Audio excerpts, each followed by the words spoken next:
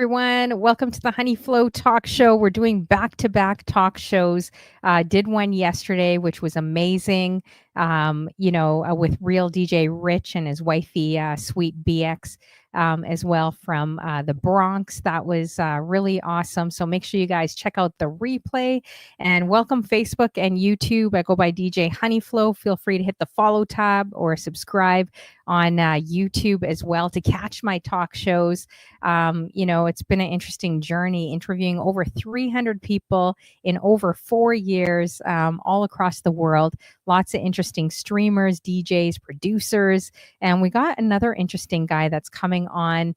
He does a lot on Twitch, does a great show as well. It's Cooldjfrank, all the way from Philly. He's worked with a lot of interesting, great people in the industry too. So we're going to hear about his story and his journey as well in the next 2 hours. You never know what's going to pop up. So let's bring him in, you guys. And if you're on Facebook or YouTube, make sure you make your way down to twitch.tv/DJ Honeyflow TS. That's my new DJ name. TS stands for Talk Show. And my other page is DJ Honeyflow Music, the DJ page there. That's where you're going to see most of the chat here on Twitch. So let's also bring him in here as well. Cooldjfrank, all the way from Philly. He's done a lot over a number of years DJing, and his whole journey we're going to definitely check out. So let's bring him in. Hey, how you doing? Hey, DJ Honeyflow, how you doing? Good. How are you doing? I can't complain. Just here in Philadelphia, staying alive. Nice. Have you ever been to Toronto? Like, Philly's so close. Well, kind of close to I've been to us. Montreal, but I've never been to Toronto. Just came back from California, though. Had a great time. Oh, cool. Nice. Yeah, what were you doing in Cali? I think weren't you DJing and doing some big things out there? Yeah, I did 5 different gigs and Wow.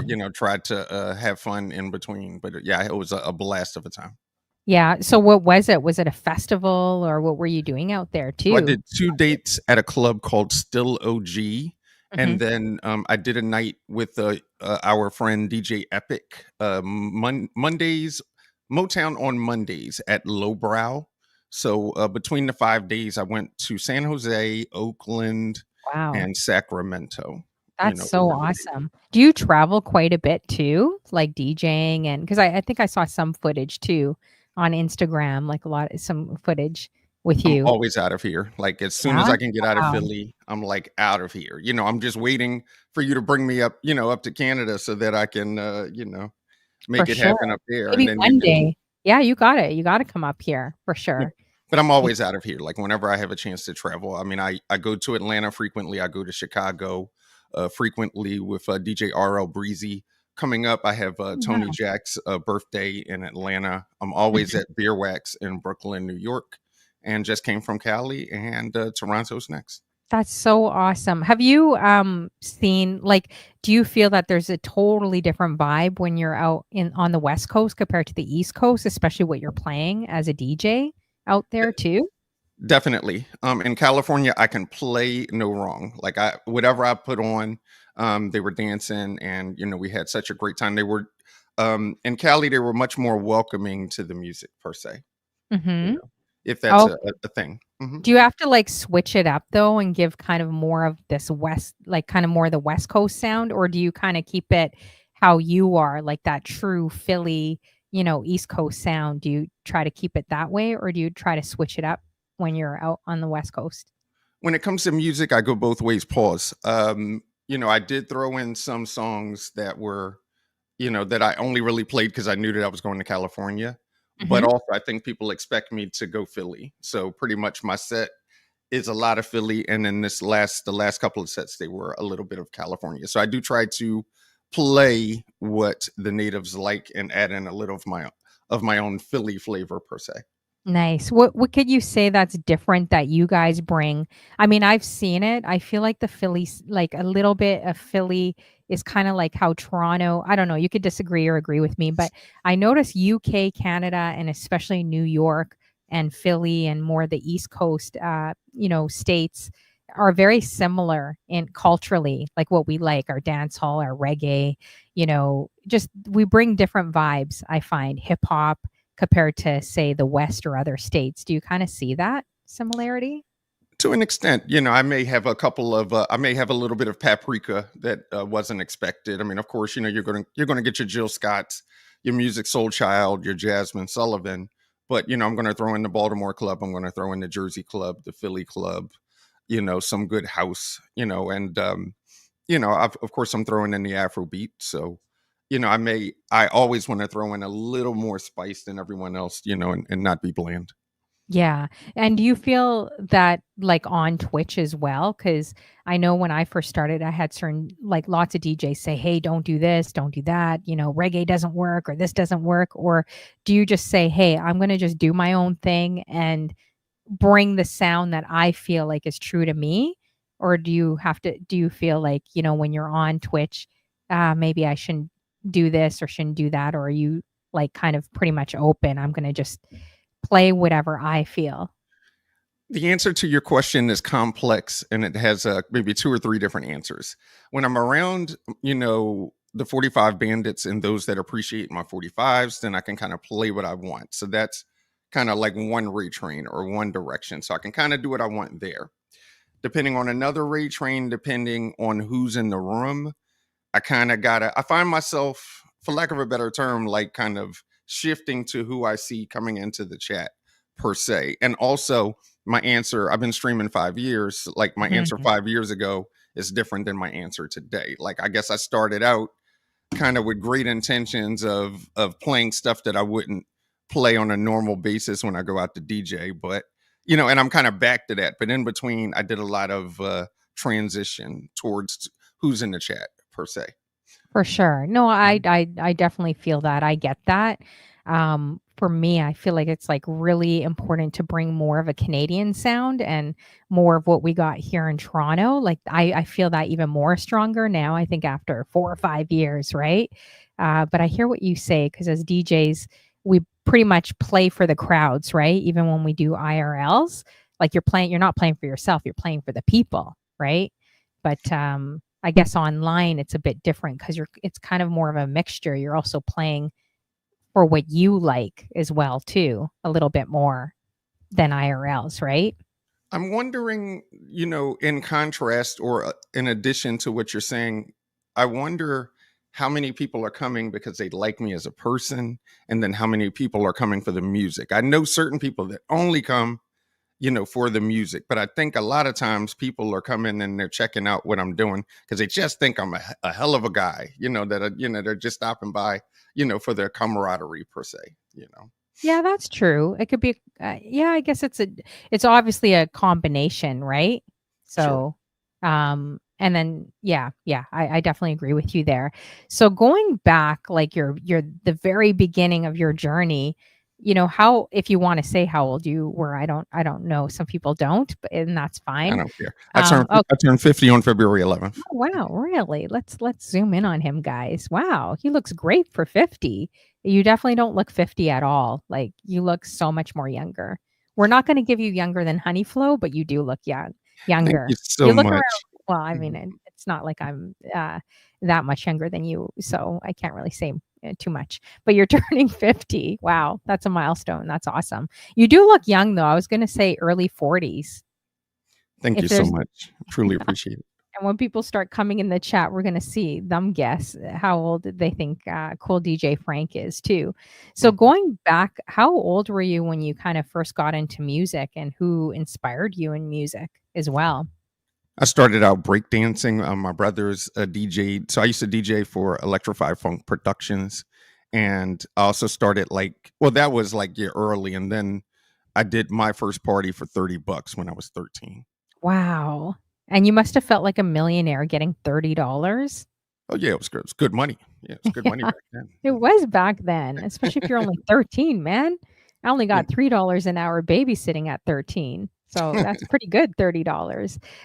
So breakdancing, do you ever do that on your show? I don't think I've ever seen you do that. I bust a quick move. I don't know. I mean, I may do some pop locking, but the days of me spinning on my knee, may Wow. they may have come and gone. But I do actually. It's a channel point. Like if you have enough if you come and see me enough and you have the channel points, then you can make me bust a move. It's kind of like my Okay. main channel point per se. Oh, you know what I would love? Because I always talk about aisle 2 on my show. Um, it would be so amazing if I got, like, a mini dance video from you, like, in aisle 2 or just even at home. Like, that would be so dope. I would 'cause I'm playing dancing videos on my show. Oh, whenever you want. I mean, I'll bust a move. I'll put on a beat before we're done if you like. We can make it happen. Okay. Oh, awesome. Yeah, I would love to see that. That's cool. So have you continued, like, with the dance over the years too? With not only, DJing, but also with the dancing too? Eh, yeah, no, just a little something here or there. I'm definitely more of a DJ than a dancer, but I have a little bit to me. But yeah, Yeah. I wish I went to Alvin Ailey and made it a profession, but no, it didn't go that way. So for DJing, like, when did you actually get your first pieces of equipment? How old were you, and what pieces of equipment were those too? So I kind of acquired my brother's records, and I acquired the family stereo system, and I kind of took parts. I found another part to a stereo system. I took two stereo systems and intertwined the speakers. So I took two speakers from this one and two speakers from that one, and then I would go out with two whole stereos and like do parties. When I Oh, first got that's cool. started, and then Like, I they're got. non-powered speakers? I mean, this is. Well, since I'm only 13, it wasn't that long ago. But back when Oh, I yeah, that's started, not. everything was passive or non-powered. There weren't really powered speakers at that time. And those speakers were heavy, man. Like, those were the ones you had to wire up, right? And those were super heavy. Yeah, I You definitely had needed, the like, speaker an amp wire, and or something? these were light compared to where I went. I mean, I don't wanna say the height of my DJ career because 'cause I'm just getting started and I'm only getting better, but I mean, we were carrying out double 18 subs, that I had custom made by my Jamaican friends, Wow. and I had, maybe 8 people that, we were carrying in, the system and putting it together, so that And was. that Mhm. wow, that's crazy, and that's the best thing, having Jamaicans, as friends and at the party. Like, they will stack the wall with speakers, and you'll have a heart attack inside of you with the bass. Like, I remember that with the bass being, cranked up. What's your ethnicity, like, your background too? I'm just a normal black guy signal. I mean, African American, but I mean, what's so funny is I was going to go for the heritage thing. Everybody tells me about, you know, you can research your heritage, but Mhm. I'm African American, and my family originates from Peoria, Illinois, and Madisonville, Kentucky. Oh, okay, nice. Awesome. But yeah, I definitely think they know how to throw down by far, maybe the best parties like ever. Especially DJing and rewinding the plates and doing so much, Yeah, the as speakers well. were crazy. I mean, my system at one point, I mean, it was lunatic. I mean, we were, it would hurt your heart how much bass we had at one point. Yeah. So then you've probably gone to a few dance halls in your life then, I'm sure. I was the life of the party for many years. Now I'm subdued. I'm a soccer or a basketball dad. First there was basketball wives. Now there's basketball dads. Hey, maybe you could start a reality show on Twitch, Basketball Dads. I think people would to tune into that. They would like that. True. I was waiting for you to hook me up with a date. I was listening into one of your dating shows or what have you, and I was just like, man, it's like I'm about to turn 21. I'm hot and young and single, and I'm figuring, I can one of my claims to fame could be DJ Honey Flow, put me back out on the dating market. I didn't even know you were single. You're putting yourself this is great. You're putting yourself out there right now. Like, I'm always looking for bachelors. I didn't know you were I always thought you were married. You always struck me as someone that was married or is I was married. back in the day, but I gave her a bowl of Golden Grams, and she said it was over, so I kind of moved on. I guess she wanted cinnamon toast crunch. Oh, man. Well, would you ever be open to being a bachelor if I did a dating show? I mean, I have been trying. You know me, I'm gonna find good women. I'm not gonna find crazy women out there. So, although there are some crazies, I'm That's not what gonna they lie. that's what they Okay. say, Honey Flow. I mean, I'll be a bachelor, but. I'm sensitive. It's like, no, it's cool. Yeah, I can definitely be a I always bachelor if thought you you're were a little happy. more shyer, like more shyer, more reserved. So, yeah, this can definitely be interesting. Or another thing we can do, if you've watched my dating show, I haven't been able to get contestants, enough women yet. But if you want to come on and be a co-host with me, I think that would be a lot of fun, like what I did with It's Fab Forte and Diamond Lee. I'm ready for the shenanigans. Let's do it. Yeah, okay, but I may pop a balloon on you. You never know. You never know what's going to happen, you know. I've been rejected before, and I've been celebrated many times. So it's all good. Oh, okay. I mean, they do say that pop balloons like I pop egos, like men's egos. I definitely you don't strike me as someone that has an ego, but we're gonna see after the 2 hours is done. You don't strike me as someone that does though. Yeah, I mean, I'm stuck on myself. I'm totally conceited, so I'll help you out. I'm Oh my gosh. stuck on myself. I have a painting. I just bought another house, and at the old house, I didn't get every last thing out, but I have a painting of myself. I'm like, I like love myself so much. Really? Where is it? Let's see it. I want to see it. It's at the other place, but I'll Oh, put it in, I'll hmm. put it in one of the stories in your Instagram or whatever. I Let don't know people. if I believe you or not. Do you guys believe him? Whoever's coming in the room. I don't know. Let me know. True or I don't. false? Does Cooldjfrank from Philadelphia have a painting of himself? Because he's stuck on himself. Actually, it was painted by Orande Kaori of the Kaori Gallery. So is that true or false? You're not, like, lying down in a robe with, like, a cigar in your mouth, are you? Like, and someone's sketching you? Actually, I'm fighting for freedom in this particular Oh, you're painting. fighting for freedom. Mhm. Interesting. That is interesting. Yeah, you know what? It could be interesting and spicy and fun. I We will definitely have to talk about getting you on, because I'm always looking for different single guys, to be co-hosts for my dating show. How long have you been single for, can I ask? Let me You don't see. have to So, answer if you don't want to, but uh, I got married right before the pandemic, and then I got oh, divorced like about a year after the pandemic. So, like, really? without exact dates and stuff, I'm sure that the pandemic didn't do really well for my marriage per se. Mhm. Wow. Were you, like, with her for a while or, like, dating a while before? So here's the quick story. Back in the day, she was the girlfriend to one of my friends from back in the day. Fast Oh. forward all these years later, I was throwing a party, Mhm. and I kind of indirectly invited her, and then we were kind of dating after that, and then I ended up being married for all of the right reasons. Oh, yeah? Married for the right reasons? All of the right reasons.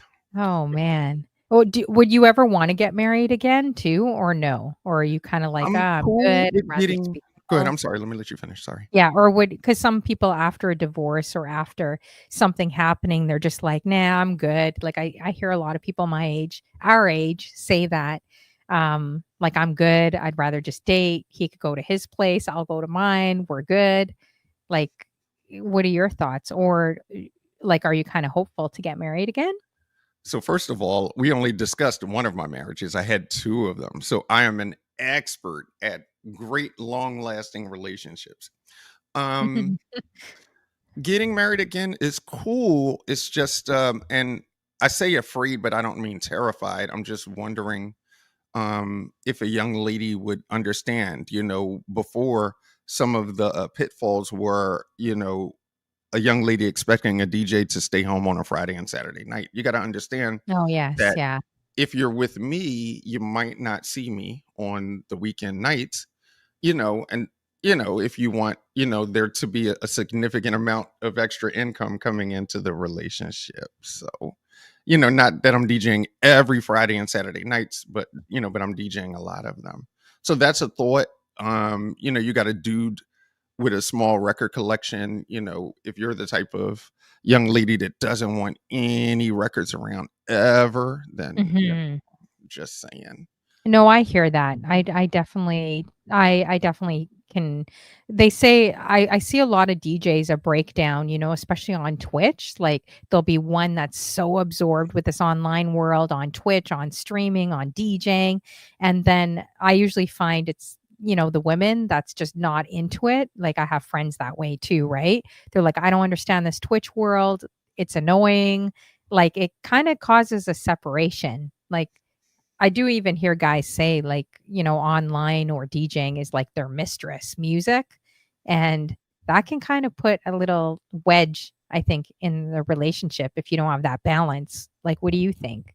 Do you think My, that's my true? ex-wife said to me, and I won't name the mod, but she asked me who the hell entered the mod's name here is, Oh, and I'm shoot. like, so it's just kind of like, now, I mean, 5 years ago, Twitch was so important to me, and it was like, oh man, I got to be an affiliate. I got to get my partner application. Yeah. I have to be a cool DJ like DJ Honeyflow. But now Yeah, right. it's not like a super big deal. It's like, look, I'm going to hit the start streaming button, and hopefully everybody will like some of these tunes. And then after that, I'm going to drink this water and call it a day. But I ain't cool. Don't even try to gas me up. That's a full slight blown lie. I'm not cool. That. slightly Don't even try. Canadian cool, but yeah, it's not a big deal. I don't think at this point, if I were to date again, that Twitch would be, a detriment. I think I would want to spend, more time just making sure that she's the right person. Whereas, before it was just kind of like, man, you look good, Mhm. you're soft, and so here we are. Let's get married. So Yeah, that's true. No, I think it's definitely important to have and to see those signs like early. If someone doesn't support what you do, like I get this industry and how people are like, okay, like move on, because there is a lot of temptation. There's a lot of stuff being thrown at you, regardless of how old you are. Even online, there's a lot between men and women, right? So I kind of understand how if they're not involved in it or supportive of it, how it could be a hindrance, especially if you love what you do and you're traveling, right? Um, you know, did you see any of those signs like earlier on, like between you guys that maybe, the support might not be there as much? so first marriage, I was 21, so I didn't know anything. I was just like, you could see the picture of me graduating from college, with my future ex-wife, with baby, and I'm like, I didn't know. It was just kind of like Mhm. get married, buy a house, and then there we were. So I didn't know. Second marriage, got married for the wrong reasons, and in neither case, in regards to your specific question, I didn't get it that the DJing would be an issue until it was. So a lot of times the DJing or the music becoming an issue came Mhm. later towards the end, and I didn't see Oh, it okay. coming. Yeah. Mhm. Well, yeah, I was gonna go into the aisle 2 and maybe in the next hour, but we definitely dived right into it now, and I appreciate you being honest and just sharing that, Do you think, I'm just curious now that we're in this aisle 2 topic, Mhm. do you think that, you could date another DJ or, like, another female streamer or no? Or are you kinda like, "No, I don't think that would work?" Like, what It's do you probably think? part of my fantasy. I mean, I Oh. don't know. I just look at the I don't know. I got like maybe like my top 5 or my top 3, like, lady streamers, and it's like I would wonder like, man, what would it be like, to date, a lady streamer. I mean, at least, we could at least, look at crates together, we can adjust cameras and adjust lighting and stuff. It's like, Adjust lighting. I can, play in your stream, your stream yard or whatever, mess with your OBS, but She can it steal your probably would be cool. turntables. She can steal them, guys, and all his equipment and all his gear. That Yeah, could well, be tempting, it's you know? better to work together. I can, she can help me get gigs. I can help her get gigs. It would definitely be interesting to get with a girl DJ. So Spinderella, if you ever want to, check out cool DJ. It's cool. Oh man, you got some high. I'd like to see you approach Spinderella. She I would says, pay she you said, to slow approach. down. I need to. Yeah, exactly. Spinderella is like the creme of the creme. Like you, Would you you say might want to slow you might down, want to baby? I lower it got down a few notches and just like try a Twitch All right. streamer. Well, But like he goes right Miss for Her, come Spinderella. on, Miss Her. It's like, no, let me stop. Go ahead. Hey, whoa, you guys, he's putting it out there. Miss her, he's putting it out there, his type. So now we kind of know what his type is. So miss her if you're out there and if you're listening, maybe I'll have to approach her to get her on my dating show. You never know. You never know. Yeah, no, that's Ratings interesting. out the roof. I'm gonna, because I'm gonna be on full tilt. If you can get, me and Miss Her at the same time, then your ratings, it's like Yeah, that's let me true. call up Mona Scott. It's all set. That's true. Got DJ Skrillamack in the building, the first one to come in the Skrilla building. Mac. And Hmm. shout out to the lurkers as well and people coming in, as well to the show. We appreciate you. Drop a question if you have a question again for cool DJ Frank, all the way from Philly as well. Have you met like DJ Mai Tai or anyone from Philly out there too? The DJs out there? This is gonna make you laugh. Like, Hmm. I know DJ Mai Tai very well.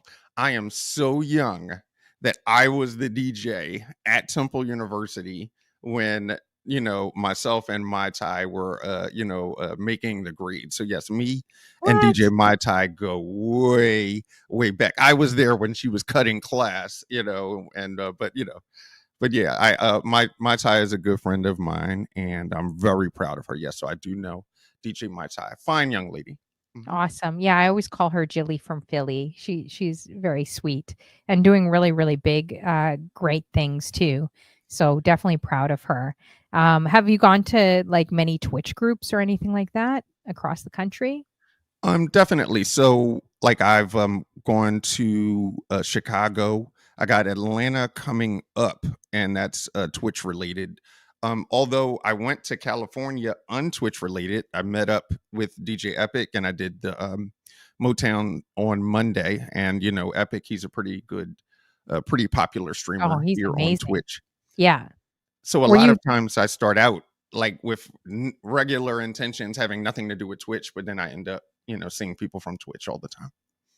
That's amazing. Were you nervous at all like working cuz he is I mean, you're amazing. He's brilliant too, like a musical genius, epic. Were you kind of nervous collaborating or do you ever get nervous collaborating with people or DJ Honeyflow, I'm nervous right now. I've been what? tapping under this No. turntable like, man, I finally Lies. made it to Honeyflow's, to Honeyflow's talk show. This No, but guy is such full of lies. I can see right through your foggy little glasses there. you're I'm funny. not buying I'm not buying you.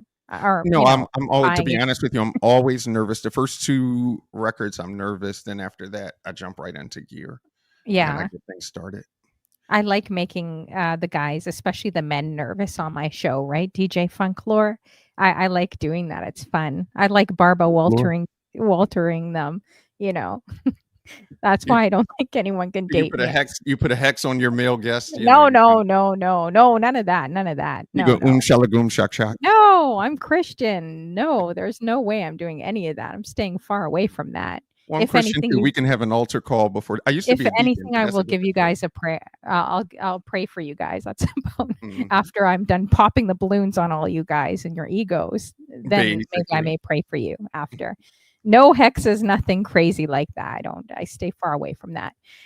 So what did you just say? You just said something. You said you were a Christian too, but you said something. I used to be a deacon. I stopped. What's so funny is I stopped DJing for like 5 years, to become a deacon of a church. There's no way. You, my friend, were a deacon? Oh my goodness. DJ I'm Honeyflow, you must shocked. accept, believe, and confess. I want you to have eternal salvation. I This want you is to go to scary heaven. going to church on Sundays. The stuff I'm hearing from people on Twitch saying they're deacons, they're pastors, they're first ladies, they're priests.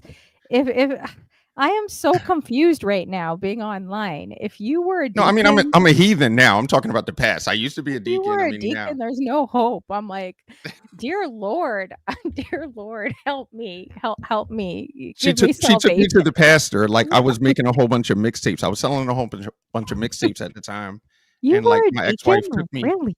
took me to the pastor and told the pastor on me that I was selling mixtapes and that the music was illegal.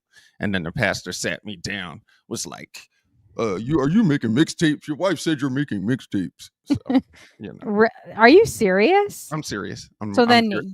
I'm you adding, did. I'm making it comedic, but it was a serious like intervention, whereas, my ex-wife took me to the pastor. Wow. That how you doing, Edge? We got DJ Funklore, another great guy in the building. We got Edge in the Peace to Edge. building. Peace to Um, Folklore. all full of heathens in this chat room, that's for sure. The heathens are all just coming in the chat. Edge is like, Honey Flow's confused. Life is confusing. I am so confused. Edge, like this is scary to me. You have no idea. If I mean I don't know too much about cool DJ Frank. I could kind of see it. I'm just bugging him a little. I could kind of see the deacon thing. I just envision him in like a plaid suit, maybe some snakeskin shoes, a fedora. Can you guys see it? I could kind of see it. He kind of has. I got a suit in the closet right now. Yeah, let's go. Oh, that would be cool if you would have put it on for us. Then we could really see whether you're a deacon or not. Oh, DJ Skrillamax says deacon and freaking. Oh my word. Here we go. Here we go. And Uh, when we do the dating show and I'm co-hosting, then I'll put on the 3-piece suit. okay, that'd be awesome. We'll I'll be dress up. I'll suited dress and up booted. too. I'll dress up like a first lady. That would be hilarious. There you go. I'll even wear a top hat and everything for you, and maybe gloves. I'll wear gloves too. We can do that. We'll be But innocent for a night. this is making me scared though. Gosh, I usually date guys in the church. Now I'm a little freaked out cuz all the stories and all the things, all the people I've interviewed, I'm like there is no way you're a first lady. No way. I can't even comprehend this. That The there's church no people hope. be the freakiest. Gosh, I'm realizing that. But I don't know. I don't know. uh yeah. I'll just leave that one there. Yeah, I'm a Um heathen now. When I was in Cali, the two girls were grinding on me, and they were grinding hard. It even got to the oh, when point. you're in Cali? Huh? Yeah, I was in the club in Cali, and I had finished my set, so I'm just sitting there with my drink. I had I had a shrimp skewer and an octopus skewer, and the two girls just kind of like molested me, and they like kind of had their way with me, and then like What? hands I were always going. pictured you, like, so reserved and so, like, calm, I'm an you do your introvert. little Me and Hobbs, chill, who I mean, relax we are thing. introverts. We are nice Yeah, you people. seem like a real shy introvert. I am shocked. Uh, I'm very shy until you go grabbing stuff. When you start grabbing, then I'm gonna grab back, and and we all gonna really? be a grabbing. DJ Guzzle, my man. Wow. Yeah, I feel like I'm surprised the women are still aggressive. Were they older? Because we're older now, right? So when you DJ gigs, the only I mean, I may have guys come up to me, but they're only interested in learning about the Serato software. Like they want a whole tutorial from me when I'm DJing.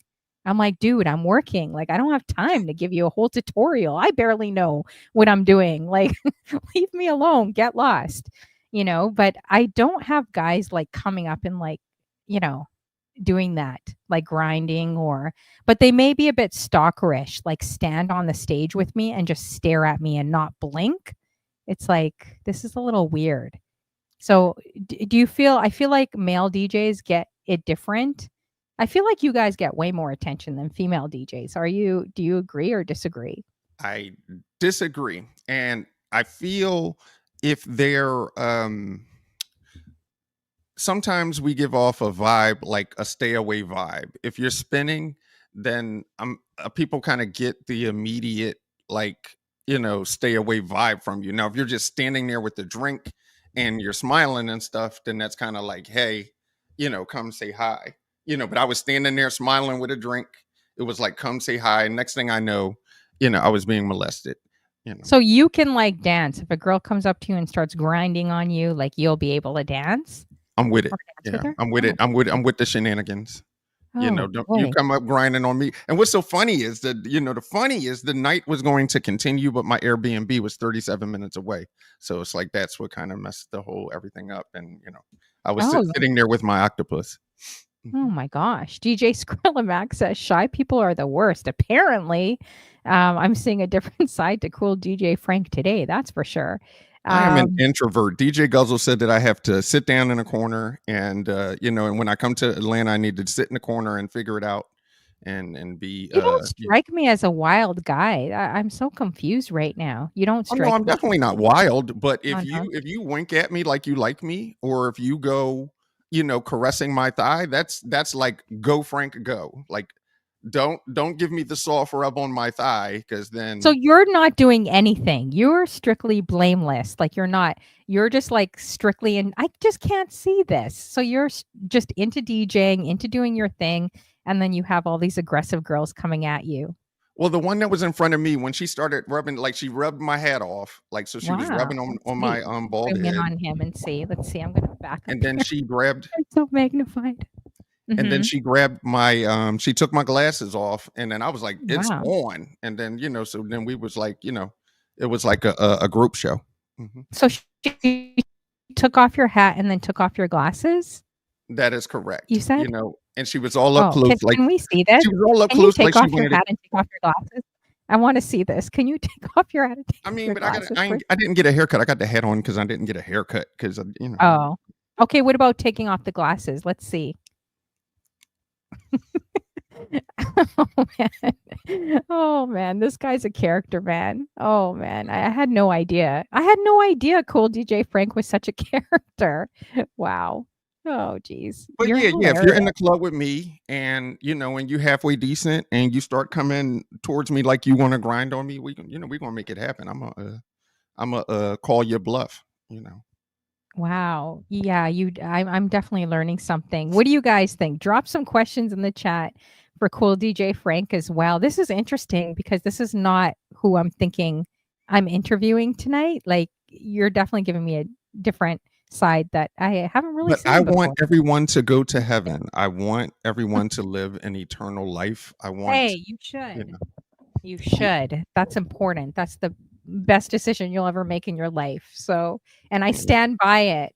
So, And I'm a not all nice church guy, people are but going to I'm make it just to saying. heaven. Not all church folk are going to make it there. They may think that, but I don't You know. said That could be a different they get topic. naked? What?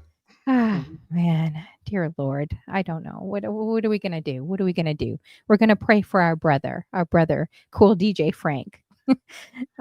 Maybe he'll put you back in the plaid suit with the fedora and get you being an usher or something. Do you It's the still liquor go that to changes church or everything. no? Do you still What'd you go to say? church? Do you still go to church or no? Great question.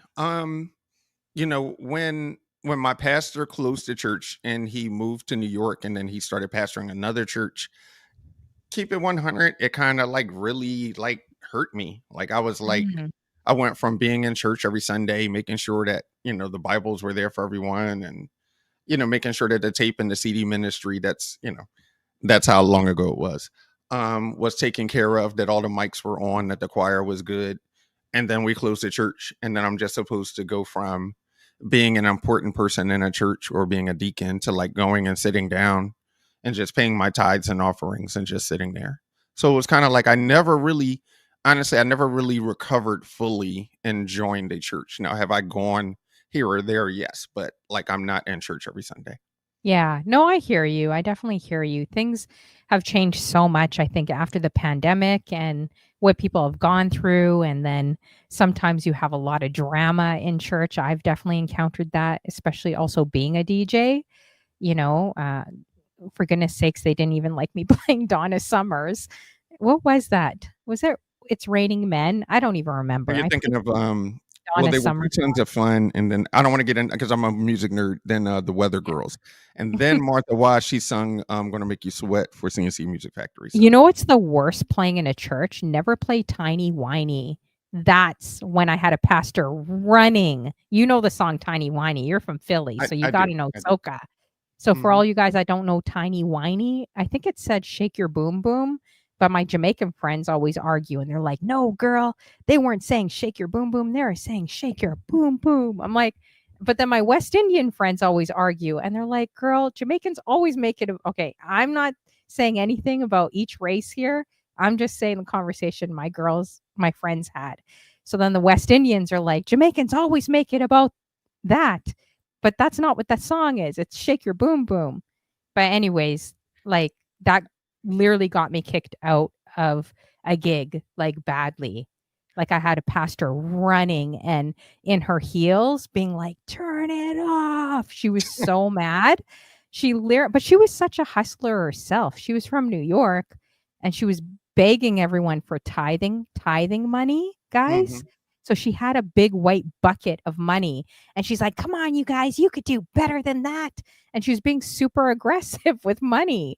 So all these people, because there's such a following of hers, started dropping them all this money in the bucket for her. And you know what she did to me? At the end of the night, she took the bucket and said, "How much do I owe you?" and dumped the tithing bucket, a big white bucket, on my turntables. I had $5 bills like everywhere. Like like I've never Like experienced a that in stripper. my life. Mhm. Yeah, kind of. And yeah, pretty much. And I'm just standing there like, "Ugh." And even when I did the gig, it was mostly a Caribbean and African crowd, but I was playing Lovers Rock, something different, like before Mhm. dinner. And she started yelling at me, "You know, we're not all Jamaican, right? You could Um, play something else." But everyone was dancing before dinner. Everyone was having a good time at the tables. They were a little confused when I played Tiny Whiny. They're like, "Should we dance?" Because it was a church crowd, right? They're like, "Do we dance? Do we not dance?" Oh, I don't know. I People will made one micromanage mistake. you. Hmm. I thought Tiny Whiny was like Follow the Leader. I didn't think it was that bad. It sounded like an old classic song, you I know? found out that Dutty wine technically has cursing in it. What? Supposedly, I had a bride come over to me, and she was like, "You got to take that off. That's dirty. I don't want Dutty wine played in my wedding." So Wow. How do you feel about that? Like, just going back to that, because I am curious that I find it interesting that you were a deacon before. Like, when you were kind of involved in church, did you like still play secular music or were you kind of like, going through a phase where you're like, "Nah, I'm going to put this aside. I'm just going to be playing gospel." Like, did you ever kind of struggle with that a little bit? one of my regrets in life is me completely stopping, the DJ process while I was in the church. So like pretty much the majority of the time that I was married the first time, I didn't DJ, and it was a regret. I think that I would have been well more off and, further, in my career if I had not have lost, the 5 years. So, but yes, while I was in the church, I didn't DJ at all. And all of my friends were like, "Yo, you need to start DJing again, man. You need to start DJing again." So, Yeah. Well, that's I thank you for sharing that because that's a cool fun fact that like I didn't know about you. So I think that's really interesting. And I really hope that wherever this journey takes you, especially with DJing, but I really hope that you find a place like something in Philly and something that's going to kind of like fill you up again, like how it might have before. You know what I mean?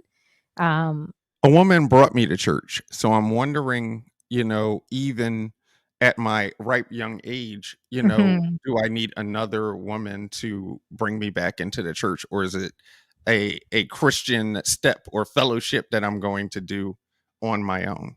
You know. Yeah, you never know. I mean, like there's different ways of doing things, and um, people are always going to agree or disagree, right? Like even the shows we do and the industry we're in. Trust me, I've gotten lots of rocks, like boulders thrown at me for doing certain things, right? But I feel like you got to just. I feel like it's like less about putting your trust and faith and everything into people because when you do that, you get disappointed. Kind of like when you said, uh, your pastor left, and it's almost like you were almost left behind as well. Like Mhm. I can appreciate that, but I do feel like sometimes it does take a good woman to. You never know. You don't need to bank on a woman, but like sometimes women do have that tendency to, like, especially a good woman to kind of steer or help you in that direction, you know? Because you could have lots of lucrative opportunities. You're obviously traveling the world and doing big things. But at the end of the day, is as much as we love music, is that going to fulfill you? Like, is that going to fulfill you here? I think we're all created for something more, to connect with our creator, right? To have that intimacy or to connect deeper with him. That's how I feel, you know? We're on the same page, DJ Honeyflow. I definitely need to figure out what the rest of my purpose is. I believe that, my three beautiful children have helped me to give back to the universe and to fulfill my purpose. But I believe I still have more purpose for the second, half of my life. What is my purpose going to be now? You know. Yeah, for sure. Yeah, and who knows, maybe you could use music and speaking, or your shows in a creative way to kind of touch people and help them, right? Because there's so many people even online right now, even listening right now, the few that we have in this chat, like everyone has a story, everyone's going through something. But yeah, I could kind of relate to what you're saying. Sometimes you get what is it called, disheveled, like, you may have a routine or something for your life, and then it takes an incident to kind of like make the pieces a little messy, and you got to pick the pieces back up again and put them together, and it becomes harder, like, when people leave, or circumstances or things happen, right? Like life situations happen, to put those pieces back together, but yeah. I just want to do some twitching and chilling, for now. Like if I could, get a young lady, where, let's have some shots, let's listen, to these records and let's have fun. And then, I'll figure out, my purpose and whether or not I'm spending a lifetime with you later. But, let me give you a high five. Let's have a shot and, Hmm. let's make a mixtape. So going to that, switching it over a little bit, the Twitch and chilling. I know you started some raids I've been on, and I thank you for including me on some of your raids too. They're super dope. The chill music and R&B that you play. How did you decide to do? What kind of made you decide to do your own raid trains and develop the concept too? Because it is different. No one else is doing it, which is great. Well, since I'm shy and I'm always sitting in the corner, my secret is that the raid trains were a form of outreach, meeting new streamers, meeting new people. And, it's kind of like my main form of outreach. So, I do the Twitch and Chill. We have a House Your Body. And then with my crew, the 45 Bandits, we do all vinyl 45, 45s, 7-inch records. So, it's 3 rate trains that I work on a Yeah, monthly that's super basis, dope. Yeah, that's really dope. Have you ever thought about going in, because I don't think I've seen you in any competitions. I feel like you're good enough to do some competitions, like to get in there. I'm very thankful for your thought. No, I've never really thought about it. I think, No? maybe I need to my next thought was kind of going in the realm of edits and Mhm. remixes and things, but I never thought of competing. So I think I got to go there. Big You Stove, my man. should. Mhm. Have you watched the one with, Tweak Music Tips, the genre? That's been interesting. The genre, I think you would kill it with the genre competition, especially bringing that Philly, like, heat, that Philly flavor that not too many people have. Like, I feel like you would kill it with the genre battle.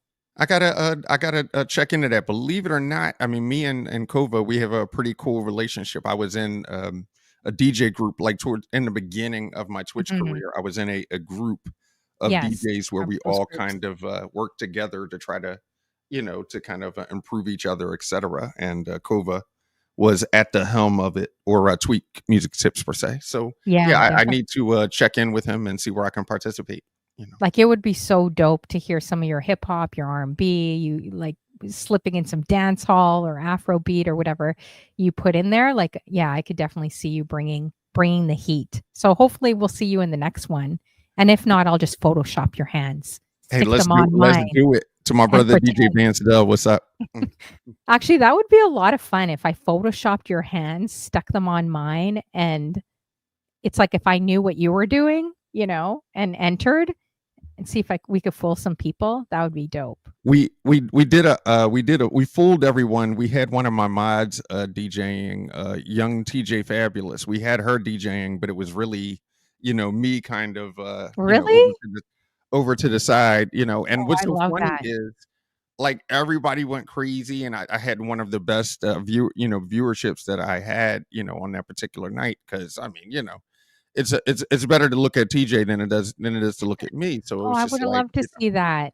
So you how know did you do it? You were behind her doing no, you actually photoshopped the hands? well, no, I told her what to do, and Oh. and then I was selecting, the Serato on the side, so Oh, she nice. I love that. That's so I awesome. told her which cue points to hit, and then I would tell her when to let go, and then, we kind of made it happen. Yeah, how you doing, Prince Yoshi's son in the building? We got Tilt in the building with us. Big Stove does a great show. Make sure you guys are adding them, and of course, my fam DJ Vance Dell. Make sure you're adding him. Big Stove does a great show. Prince Yoshi's son. Good to see all you guys. Thanks for coming through. Drop a message. We got Funklore too. Does an amazing show. Edge, we're waiting for you to do a show. Come on, bro, you got to do a show. And we got DJ Skrillamac.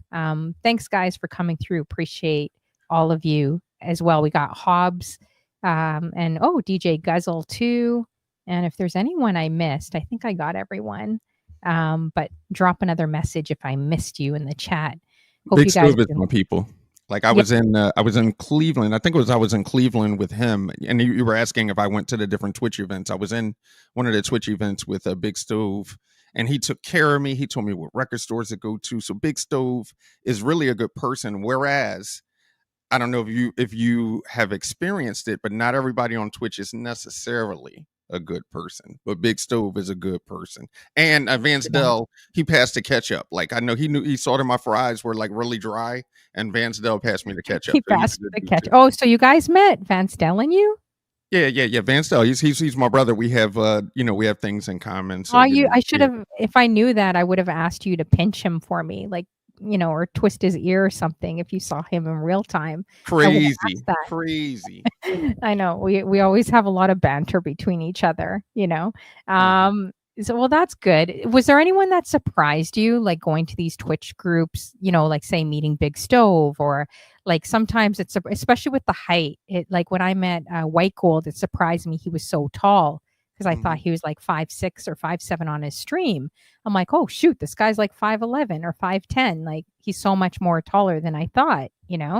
Is there anyone that kind of surprised you the way they look online compared to seeing in real time? So I'm 6 feet. And I was Oh, looking up to you're Epic like, 6'8". "Yo, what's up, bro? How you doing?" He's like, crazy tall. So, that's one of the things, definitely people a lot of times you're thinking that somebody's tall and then they end up being short. You think that they're short and then they end up being tall. So it's kind of like But what about their face or how they look or not really? Does it just feel pretty normal? Like you know them already? a lot of times the face is kind of what it is. Like I haven't really met anyone like, wow, I thought that you were drop dead gorgeous, but not in person, pretty Well, much the yeah, you're face. not really gonna say that on my show anyways if you did meet someone that was like, "Oh." Nah, Or is there okay, I'll tell you who okay, I'll be honest with you guys. There was a few people I was shocked seeing in real time. They actually looked better in real time than on camera, if that makes sense. Not saying they look bad on camera, but I was mm, shocked. So I'll give you guys a little secret. Don't tell anyone. Don't tell them. Actually, I think I did tell one of them. DJ ones and twos. He showed up to my Nordstrom gig and he was just pretending like he was just some customer and I kept looking at him. I'm like, "Oh, this guy looks like he looks handsome, like better in real life than on his show?" I'm like, "Who's this Denzel guy coming up to me?" And he kept standing there. So he was messing with me. And Infiltrate came to my gig too, and he messed with me. And I'm like, "Oh, wow, these guys look so much better in person than on camera." So, anyways. And how's your DMs from Twitch? Are like, do is your DMs flooded? Because I mean, I know you're super hot and such a great Yeah. streamer. Like, what's Who the are you talking to? Who's he talking to, guys? Who's he talking to? Is he well, talking to your Stove? alter Talking to Big so Stove? Is he talking to Vance Dell? It clearly is not me. He's not talking to so your me. alter ego, and I'll change the subject real fast to give you time to recover. When I Yeah. did the club Still OG, you won't believe it, and I'm mentioning this on purpose. They have another club behind it, a Uh-huh. speakeasy called Alter Ego. And Okay. so I had a packed house, but I kept seeing people walk by the DJ booth. They were making reservations for tables on the club behind me called Alter Ego. What? So it was crazy. And I went back and the Alter Ego was crazy. I mean, my club, I mean, Still OG was popping, but it was a whole nother club behind me. But I say all that to say that your Alter Ego, I mean, I know I'm getting DMs and I'm just okay. So I mean, if you're depthifying, and you're so popular on Twitch, I'm assuming that your DMs are crazy. Oh, well, thank if you are talking about me, I mean, you get a few. I'll say that. I don't feel like I have an ultra ego. Like sometimes I kind of wish I did, where that confidence would come out and you start dancing or doing whatever, but I feel like what you see on camera is pretty much what you're going to get in real life. Like I don't feel like I have an ultra ego. But yeah, you do get DMs. I've gotten DMs by serial killers, by crazies. What? I don't feel like I get like a DM of someone that I really like I'm actually digging or feeling. I think a lot of women in, in general, yeah, they definitely get DMs, but it's no one it's usually like some weird people, or you may get some DMs by players or other DJs online that say they're into you, but then they do that to every woman. So how does that make you feel special? Doesn't make you feel special. I got a DM from a girl that I had a crush on back in the day, and she put me into the friend zone. So I was cool with it. Like we became really good friends. I was in the friend zone, but I really wanted to, I wanted to be with her. All Mhm. these years later, like a year ago, she was like all in my DMs, like, "Yo, I really had a crush on you, yo, da da da da da da da da da." Da." I'm like, "You're late, you're late." I just wish that, and what's so funny is it's just funny how just time goes around and it's just like a cipher, but. Yeah, that's true. Yeah, it would be nice if you had someone and the crushes I did, which I'll never say on Twitch. Have you ever had like a Twitch crush? I've had 2, but I'll never ever admit to it ever. Like people will fall over if they hear. I can't. And they're married, so I would never. No, I But mean, like I have one or two that, they was like, "Yo, cool DJ Frank, I think I want to fall in love." I'll be like, "Let me help you," but yeah, I got a couple of crushes. I did earlier on, but I don't think I date anyone from Twitch now. Like, I mean, it's been 5 years for us, right? So Yeah. you get to know personalities, you get to know people. I agree with you. I think it would be dope meeting someone that, DJ like I've never dated another DJ, so I think I could learn a lot from him. We'd have a lot in common, which I think would be kind of cool, right?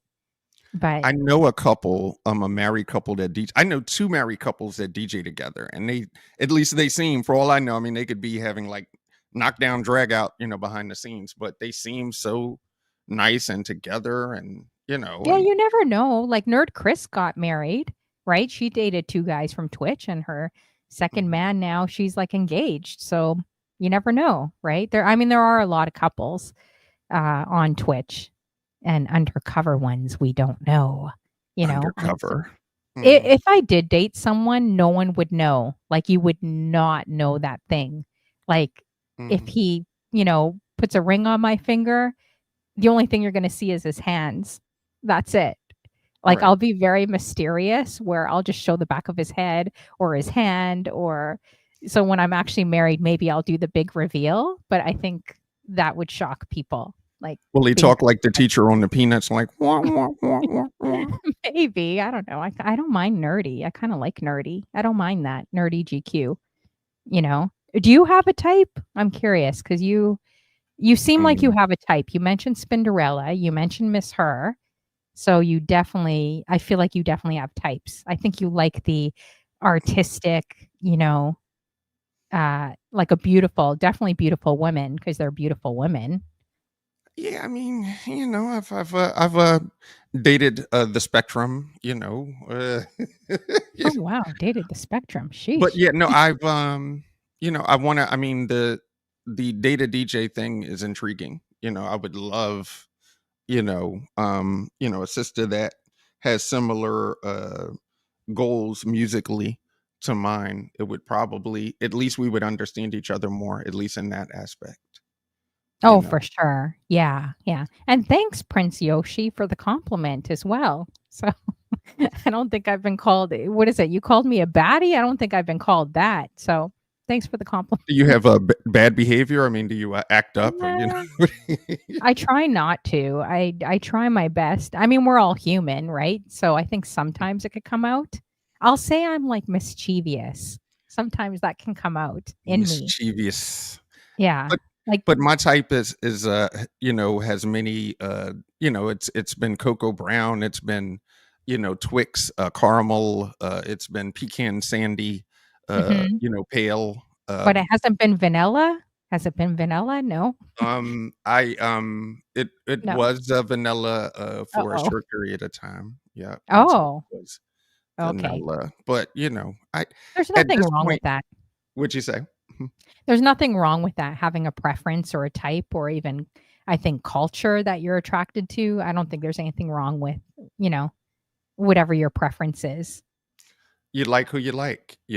I just wanna get along, and I wanna have fun and hope that after the best behavior, because everybody's on their best behavior for at least the first 6 months. I'm Yeah, just that's hoping true. I'm just hoping that you're still cool and that everything is still great after the first 6 months. Yeah, that's true. You really do, I think, get to know someone through the 4 seasons, right?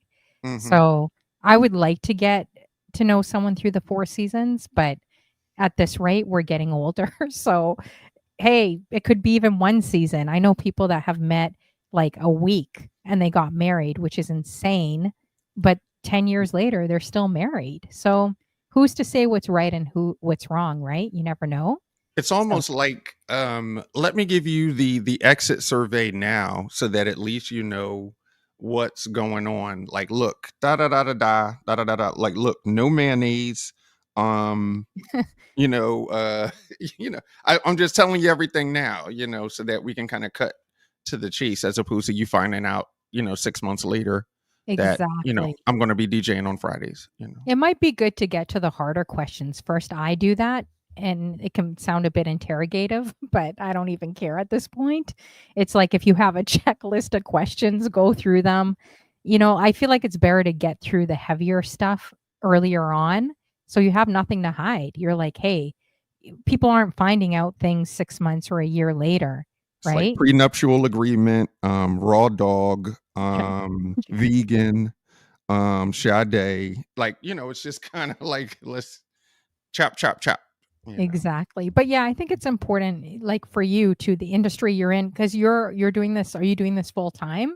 DJing full time? No, I sit at a desk Monday through Friday. I work for a company called Toll Brothers, during the week, and then Oh wow. and then I DJ on the weekends, and then I stream. And I'm Oh. a basketball dad. Oh. You Well, thank you, Prince Yoshi. Son says Batty meaning super pretty. I appreciate that. Yes. And also you say facts being straight up honest, like upfront. Yeah. So like is there any memorable places you've DJ'd at that really stand out in your mind? And what places have you gone to? You mentioned California, Atlanta, and I mean you say you travel everywhere, right? So what places have you gone to? I think Hawaii was a good party. And that's the place, like, if I could stay, I mean, the party was good in Hawaii and I would stay in Hawaii if I could. But, I never really had a bad time outside of Philly. I never really had a bad time per se. And once, my youngest goes to college, I'm pretty much like I'm out of here. I'm pretty much just enjoying my last bits of fatherhood, and then I'm out of Philly. I spent half of my life here, so Wow, like, you mean moving? Like, moving out of Yeah, I Philly? just moved again. I just bought I've Oh, been wow. in this house since, July. I closed on July 25th, but, my son is 14, my youngest son is 14, my oldest is 25, Mhm. Franklin the 3rd is 23, my youngest is 14, so when he goes to college, I mean, there's nothing really, holding me here per se. Like, I can do my day job, I can do that anywhere, you know? And where would you move to? Is it Hawaii, or where would you? Easy. I mean, the easiest would be Delaware. Oh, Second Delaware. easiest would be Georgia. Um, Why those places? because I know people there, so I would have someone to talk to per se. I know that I can get a really good value on the house. In Delaware, there's no tax, so I mean, just financially, So and Delaware is it's close to Philly. Whereas if I need to get back into town, then I could easily get back here. But just those are the first thoughts. I Oh, mean, in California, I had such a great time, but it's like I had like a noodle bowl. I had like some noodles and like some hot tea, and it was like $25. So it's oh, like I don't yeah, it's know. crazy. I don't know if I know that California would be great. It's just financially. No, I hear that. How you doing, DJ Mike Sessions in the building? Good to see you. Thank you, Tilt as well. I think they went to lurk. Thank you for the bits earlier. I think it was like 15 minutes ago. I missed that. So I apologize. So thank you for those bits. Appreciate you. Let's see here. Yeah. So if you guys have any questions, definitely drop them in the chat as well. So have you worked with, because I know you've worked with different people, like, is there anyone you want to mention that you've worked with, like in the industry, and any highlights for you, like working with Uh, them as I well? opened up. I opened up for Jam Master Jay. Rest in peace. I opened up for Wow. Kid Capri. Um, I just was with Epic. I'm trying to think. I've done a lot of them. It's just having them come to me very quickly. But just yeah, I mean, it was a dream come true to open up for Jam Master Jay and for Kid Capri. Wow. And how did that come about? Was it mostly networking and kind of who you know, and the connections, or was it, strictly based on your skill? Like, how did that come about, opening So up a for them? lot of my opportunities, where me and my Ty, we both are alumni of Temple University. So a lot of my opportunities started at Temple University. Like I DJ'd, for a while at the Wells Fargo Center. So that's kind of like the one of the big stadiums in Philly, like the Sixers play there, or what have you. So Oh, wow. and that was all through Temple. A lot of my opportunities come in regards to the 45 Bandits. Like some of my streams are like digital, like Serato, but a lot of them, I play these little records. So a lot of times when I'm coming to your town, then I'm playing the 45. So between Temple University, between the 45 Bandits, my networking, I tell people I know DJ Honeyflow, and then a lot Hmm. of times, the bookings open up, and then, the vast majority of my bookings come through. I have like 4 party planners, and they'll call me, and then, I get a lot of things like that. Mhm. Wow, amazing. So do you go through also a DJ company, or you kind of do it independently? So yeah, I'm the only one, and what's working is, I mean, I give kickbacks. Like if you have a booking for me, then I give 10 or 15%, management fee, and it keeps me working. Like a lot of times, everybody says, "Oh, I don't need the money. It's no big deal. You didn't have to give me that." But a lot of times, what I experience is when I give people a little something on the side, it keeps me working. So 100%. Yeah. Like, even I've done gift cards, like, for people. Like, if people just refer me and I'm able to book it, mhm, whether it's a wedding, corporate event, whatever it is, uh, if you give them something a little back, it just shows that appreciation, that relationship, right? true. That's a good way of doing things. My brother, actually, I mean, he's like killing it in real estate, like really crazy good. But like, when he first started as a realtor, he would say, buy a house, get a free pizza. And it sounds funny, because who's going to buy a house for pizza? But people loved it. It was something different. Seeing that, that white sign that they have, like with their little face on there, and say for sale or whatever. And then he would put that on that white sign, like, buy a house, get a free pizza. At least And it's something. It's more yeah, than you would people have gotten, remembered. you know. Yeah, and people remembered that. They remembered that, and they loved it when he would deliver a pizza after they got bought the house, right? So, just something different. So that's a great idea. So, where were those moments like when you first walked on stage and you opened up for them? Like, do you remember that moment? Because those are pretty magical moments, like in a DJ career. It's definitely nerving, and even still, honestly and seriously, I still get nervous to this day. Really? But it's like once I'm into my second song, then I'm good. But and what's so funny is it was like a lot of times people aren't as nice as you envision them or that you hope that they'll be. I mean, it wasn't that, kid was really mean or what have you, but it was kind of like, yo, get your records, keep it stepping. Kind of like it was really his dude. A lot of times, people will have people with them that are kind of like sound checking and like, working with them. And it was kind of like Kid Capri's dude was kind of like, yo, peace out, get your stuff. Oh, wow. But I get it. It was time to go anyway, so it's cool. Yeah, for sure. Well, they always say that expression, "Don't meet your heroes," something like you will get disappointed or something like that. Like the people you really look up to. Like I've heard a few people I've interviewed saying, "Are you sure you really want to meet them because you might be a little surprised," you know? You ready Like, for a crazy story? I got a crazy yes, story yes, for I you. love it. Yeah, definitely share Okay. it. So I went to Temple University. Um, One of the popular alumni was Bill Cosby. Mm, So wow. on my graduation day, Bill Cosby, he was doing like, the speech, like kind of like the address or whatever at my graduation. And he comes down and he points at me in my aisle, and there was a picture of it. And all these years, I had the picture of Bill Cosby pointing at me on my graduation. Up until a couple of years ago, it was like an honored, cherished thing in the family. But now, that's my story. Wow. Oh, man. Because now you can't really, put it up the way you used to. It's not really as important as it was per se. Oh, for sure. Yeah, it's crazy when you post, people. Like, I met actually Bill Clinton, believe it or not, Mhm. which is a crazy story, and then we were, like, heckling him in a barbecue place, and I was all excited. I was like, "Oh my gosh, I met a former president. Like, how does this happen?" This always random things always happen like that if you roll with me. And it was in New York, and he was going through a barbecue restaurant, and it was like the movies, like all the Secret Service, like they're all wearing black suits, had earpieces, black shades on, like the movies, and they're all making a line, right? But because I'm small, I was able to slip in the middle of this line.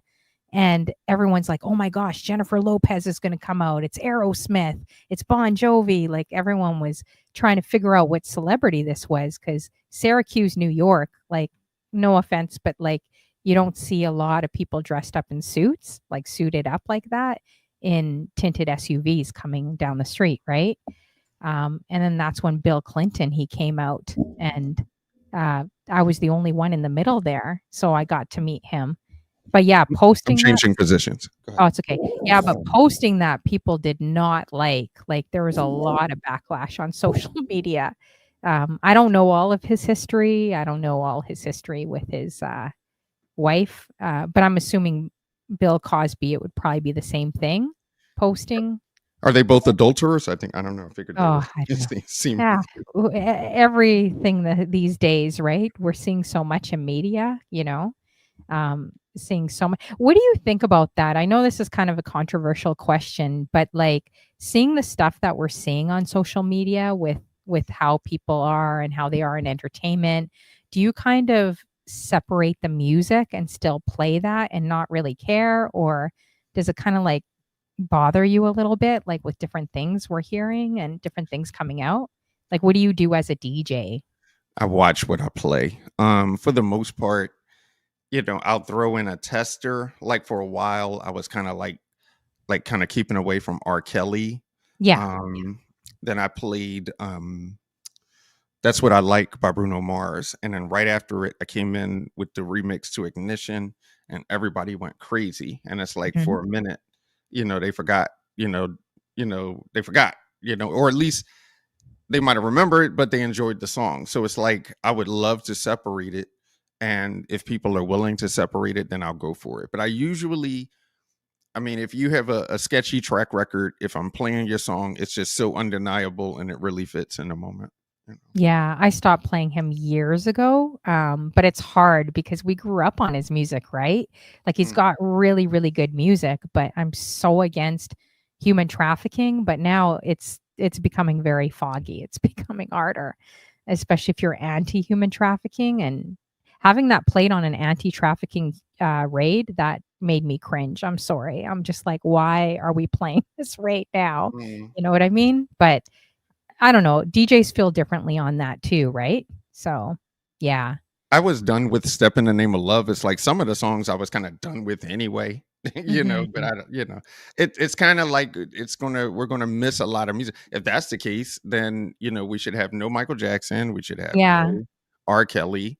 I mean Chris We should Brown. pretty I much mean not have anyone in Hollywood at this point, I think, but Chris Brown. I mean he yeah. laid hands, supposedly, allegedly laid Uh, hands on someone. Trey Songz is beating up people at baseball games. yeah, it's Um, it's definitely crazy. But, etc. so what would you say shifting it, yeah, and Prince Yoshi, I didn't even know half of the history because I'm Canadian, not saying that's an excuse, but I didn't know all the history. So when I posted him, I didn't realize people would be so angry. Like, people were really angry on Facebook. I was like, "Oh, wow, like, maybe I shouldn't be posting, that picture with Bill Clinton," but for me, I thought, "Oh, wow, it's not every day you meet a former president, right?" So that was kind of interesting. Um, anyways, so yeah, I was gonna say, I'm trying to think also actually, what's the worst gig that you've had that you remember? You've probably done so many over the years. So do you have any that stand out where you're like, oh man, I just want to end the night? I was a young guy and I did a club called Inez, and the owner was Inez. And it was time to get paid, and Inez pulled off and didn't give me the money. And she Oh kind of shoot. thought it was funny. And that was my first time, one of my few times, but my first time not getting paid. And I remember it like it was yesterday. Really? So how come they didn't pay you? I mean, I was younger and I didn't, she got over on me, you know. Wow, that's But, insane. I learned since then. I mean, pretty much the vast majority of my gigs, I'm paid at the latest 7 days before, before I even leave the Like house. like the full amount? So when you first call me, you say, "Hey, Frank, I want you to come out." I'll get an initial deposit to show that you're serious because I don't want to hold your date for nothing. Mhm. Then, 7 days, before, your event, then that's when your balance is due. And then some people kind of pay in between or what have you. But, and then I've gotten one time, I got a pharmaceutical company that said to me, like, yo, um, we don't really know you like that to give you all of that money ahead of time. I was like, okay, I'll show up anyway. And then they paid me. I ran their card because I got the card reader. And Mhm. so when I got there, I ran their card and then we knocked it out. So I made an exception just to keep the gig going. But in Yeah. general, I want to make sure that I'm paid. I don't want to be running around at the end of gigs like Inez did me many years ago, wondering if I'm going to get paid. Yeah, especially asking a bride and groom or, after they're done their big day, like, I try to get everything in advance, like, Mhm. and if people are, "Well, we need to see," like, or we'll pay half now, half later, I don't even like that because I've had some guys kinda try to shortchange me, like, "Oh, well, we're gonna give you lower," like, "Times are tough." I'm like, "No, that's not what we agreed on," you know? Mhm.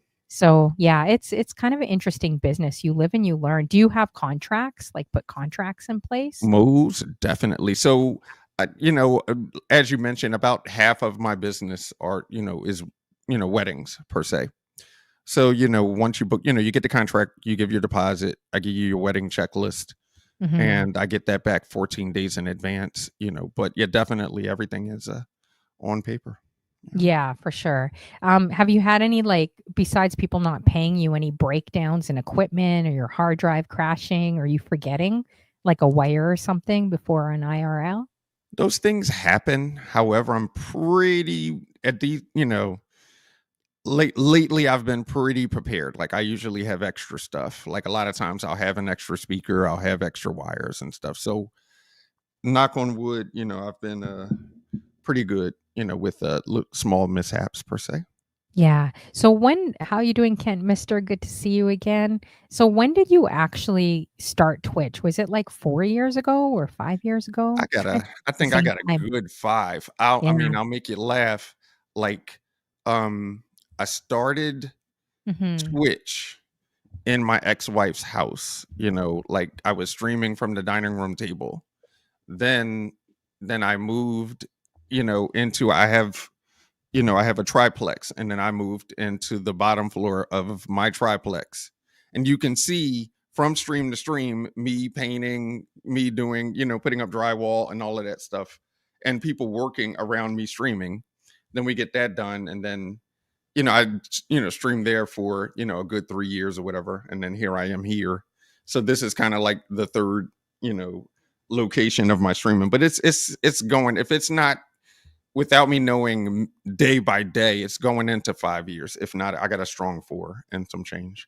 Yeah. So what like I'm trying to think, do you have any actually goals for Twitch like after 5 years, or are you pretty much done with that and now you're just going live? Like how do you feel about that? I'm sure you had some goals earlier on too. We all did.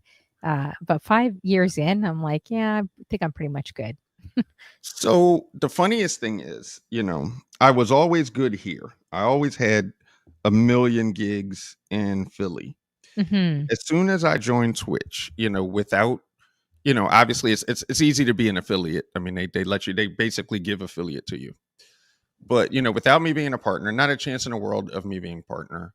Not even that I have killer depth defying numbers. But here's what I do know. I've made Mhm. so many relationships from Twitch that it has me DJing around the country. That's So amazing. it works for me. I'm not, I could care less about the partner application. I don't really, I mean, what else other than, 1,000 people? And what's so funny is, I was watching you one day, and, you were doing something on another platform. And I wanted to say to you, I know you were DJing. We kind of made a comment about people bothering you while you're spinning, but I wanted to ask you, like, Honey Flow, how many people do you have in this other room? Because I know it has to be way more than those that are on the current platform. Some of the other platforms you'll end up, I've had 1,000 people, but can you keep 1,000 people? Mhm. And am I going to 5 years ago, I would have racked my brain to try to get these numbers that are unrealistic to keep anyway. So, but at the end of the day, I'm happy. I'm getting booked outside, which is more important to me than a couple of bits in the stream per se. Yeah, I feel you. I think that's why I was going to ask you if you prefer IRL over streaming, or if you had to choose one or the other, like what would you prefer, streaming versus IRL or the other way? If I had my way, I Yeah. mean, if I could get 1,000 people, and the truth is, I always, and a lot of us always wanted to be like Jeff. So in a perfect world, you would be able to do a Jeff and get 1,000 people, and you just walk into your other room, and start streaming and get those 1,000 people, and then turn around on the weekend and have a packed house on the weekend IRL. So that's the best of both worlds. But yeah, I mean, I would love it, to I would love it for my streams to be more robust and as fulfilling as in real life. But in real life is more fulfilling at Yeah. this time. Mhm. Yeah, I hear you. I kind of I don't know, I kind of feel like I have a love-hate relationship with social media. So it's like some days it's busy, other days it may not be. Like it's like you never know. It doesn't depend on good quality content. It's also the algorithms. It's a bit of luck. It's a lot of factors. It's a lot of strategizing. I've talked to so many DJs that have like 10 tabs open at all times. You're thinking that they're all there or supporting your show, but then they have like 20 tabs open, right? And everyone's doing it. Everyone's strategizing to get 20 more people in the room or 50 more. But is it really worth it? Like having 20 tabs open and no one's really at your show presently next to bots? Like, is it really worth it? Maybe it could be, I but want will the real it make people. to partner? Yeah, like, I'd rather real people myself too, even if it's a small number, like, I'm fine with that, and I'd rather the right people, not just people in your room, but the people that actually appreciate your show, right? Because we can have a lot of frenemies in this business too. Not everyone's in your corner that's watching you as well, right? So I think it's important to have the right people around you.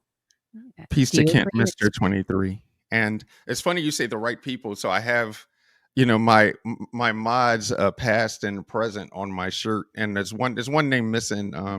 Yeah, Let's Shay see. was one of my mods for about Oh, a Shay year was your mod. Okay. back in the day. But yeah, Oh, you now I have got some tons of love for celebrities. You got TJ Fabulous, Booms. I knew TJ Fabulous was, and Booms, Purplicious, Laney Star. Okay, nice. I I'm like gonna, that. I'm gonna shake my mods. I like it. That's awesome. So Yeah. my channel, actually, me and Purplicious 215 started my channel in our questionable 5 years ago. So the channel started with Perp. She was my first mod back in the day. Wow. Okay. Yeah, we see him close up, guys. We see him close up. Next time we'll get him in that plaid suit Mhm. for the dating show. Yes, that's true. Prince Yoshi-san says, I'm not a DJ. I worked very hard for my first affiliation. Yeah, it definitely does take work. Hey, we got DJ Jazzy Lou in the building. We Jazzy also have Lou. Kent Mister that came through again. Thank you for constantly coming through to my show and helping me. I appreciate you. And Father Damien, we got you in the building. Great show the other day. My mom says hi and Merry Christmas to you. She loves Father Damien. Like, she's like, tell Father Damien I say hi. And yeah, she really loves you, Father Damien. She likes you better than me, better than her own daughter. How is that possible? But he's a great guy. So make sure you guys are, adding him and Jazzy Lou and Prince Yoshi's son, everyone in the building. If you guys have any questions, drop them in the chat as well for DJ Frank. Make sure you guys are adding him. Have you ever worked with or met like say Musique or Jilly from Philly or some of the like, Jazzy Jeff or some of the amazing artists from Philly? I got two Jazz more good Golden stories. Ready for Sullivan. two more quick Yes, good yes, stories? of course. So back in the day, so when I was at Temple, I was on the main campus program board. So like we kind of decided who was going to perform, and we did, we had contests and stuff. Like I was really active in my collegiate career.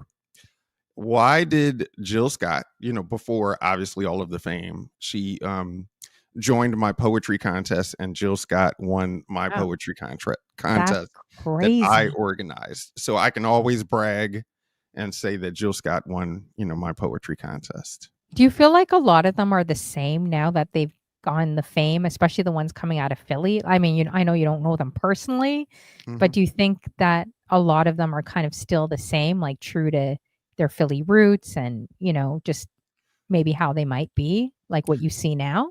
I don't think anybody can be the same. I mean, Mm.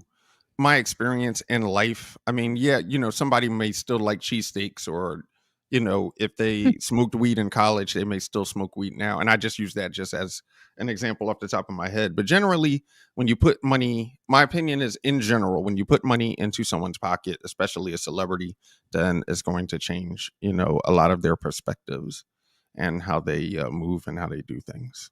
Would you ever want it like would you have ever wanted that for yourself to be that big or well known like a Jazzy Jeff or Kid Capri or I mean you've worked with Kid Capri, which is amazing. But have you ever wanted that kind of for yourself, like that fame and just climbing up there? We all want more. I at one point, maybe even 3 years ago, I really wanted so much more, but now I'm satisfied and thankful for what I have, because I realize that what's for you is for you. Leading into my next great story, if you like it. Yeah, I love your stories. They're really interesting. So So go I'm at ahead. Jazzy Jeff's house. Okay, we Oh, had a wow. mutual friend that passed away. Rest Mhm. in peace to Groove the Most. So originally, Will, or the Fresh Prince, was the rapper for Groove the Most, and then he went from Groove the Most to Jazzy Jeff, and that's how Jazzy Jeff and the Fresh Prince got together.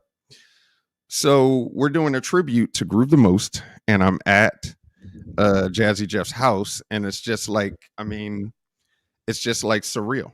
I'm just like, it means a lot, for a guy like me that always looked up to Jeff, to just be sitting in his studio and, participating in the tribute to Groove the Most. So that's my pretty much one of my only Jazzy Jeff stories that, I did actually go to his residence, and it was an honor, a beautiful time in my life.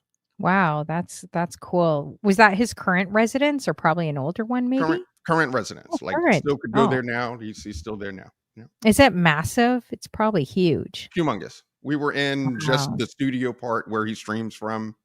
We stopped by where the drinks are. So we kind of got drinks, in one place. We left that place to go into another building where the studio is, and that's not even the house per se. We were just kind of like Wow. into of, but he's well, and he deserves it. Oh yeah, he definitely Mhm. deserves it. And one thing that I appreciate with him, it doesn't matter if you're a beginner DJ or if you're as advanced as you are, I feel like he still got respect. Like he's not like all like, "Oh man," and I like how he defends the sync button. I find it hilarious cuz so many DJs, are get so mad over the whole and I get it. If you're like a turntablist DJ, like I get it, but he's like, "Who cares?" He's like, "Just play the music." You know what I mean? Like people aren't looking at your equipment, your gear, what you have. Like even when I asked him years ago when I met him in my 20s, like, "How do you feel about turntablist DJs compared to the CDJ DJs?" Because there's a lot of hate between them, right? Mhm. Like you're not a good DJ or you're not a DJ if you got CDJs. And for all you guys that don't know what CDJs are, those are like the CDs that you would slip in the CDJs. I mean, that's how I first started off of those. But he's like, who cares? Like, no one is looking at your equipment. They're just looking at your song selection and if you can play well. What do you think of that? Do you agree with him, or do you think, DJ shouldn't be using the button sync, especially the sync I button? agree with him. I think that at the end of the day, here's what I will say. If you're using the sync and you're using all of this technology, I would hope that, that you can get a dance floor and that everything is rocking. If you have all of the tools, at your disposal, and it's still not coming out the right way, it's like cheese and rice. It's like you're almost we're giving the new DJs that are coming in, we're giving you the quinoa, we're giving you the soy sauce, we're giving you everything and the vegetables. So please give us something, good to eat, that tastes well. If it's still nasty and it's not tasting good, then cheese and rice. What else do you want at this Yeah. point? That's kind of For like my sure. thought. But I like that he's not snobby because this could be a very intimidating industry, like, especially for a woman too. It's like walking on a basketball court hoping you'll get picked, but knowing you're probably not gonna get picked and you'll probably be the last player, in line unless if you're really, really, like, hardcore, like some of these girls that are really practicing, really getting out there, but that's how it feels anyways. Uh, that I describe being a female in the industry a little bit, but I like that he showcases and he doesn't care if you're new. He doesn't care what your status is, but he could because he was like the originator. You know what I mean? Like he was so good at his craft, but he's not snobby about it. I think he still cheers on people that are still learning, which I appreciate from him. You are absolutely right. I think that Jeff is definitely cool as a fan. Here's Hmm. where I disagree with you. I Hmm. feel that a lady DJ pretty much has it made as long as she takes the opportunity. A lot Hmm. of times I know lady DJs that I know personally Yeah. that get twice what I get, and it's not, and they're good, but and I know people that are better than them, but they get twice the impressions of gigs that are offered to them, Hmm. and they get twice, $2,000 to me. I know some ladies that easily, are getting 4 and 5. You know what I mean? Wow.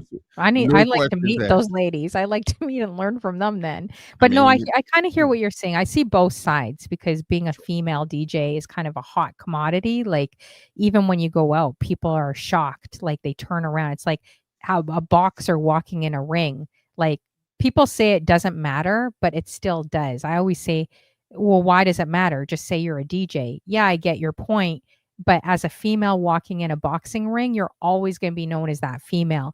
You're not gonna be known as just that boxer because that's what people visually see, right? So you can't change that. But anyways, that could be a rabbit hole of what we agree and disagree on. But I hear what you're saying though. Like people charge premiums off of female DJs as well. But if you work for a DJ company, guys undercut you all the time. Like and charge, like you say, a grand higher and undercut and pay you a lot lower, you know? So you have to really know your worth in this industry as well. one other point in that, and I do have one other story, and then you can tell me to be quiet. No, The no, go ahead. along the same line, people sometimes will look at you and expect that you're good at something. Like when I Mhm. come in, they're like, "Oh man, he's going to be a good DJ and he's going to be great." So it's kind of like you already have these high expectations of me. You're in Philly, you're African American, you're Mhm. supposed to be either a great DJ or a great barber and drive a Regal, a souped up Regal.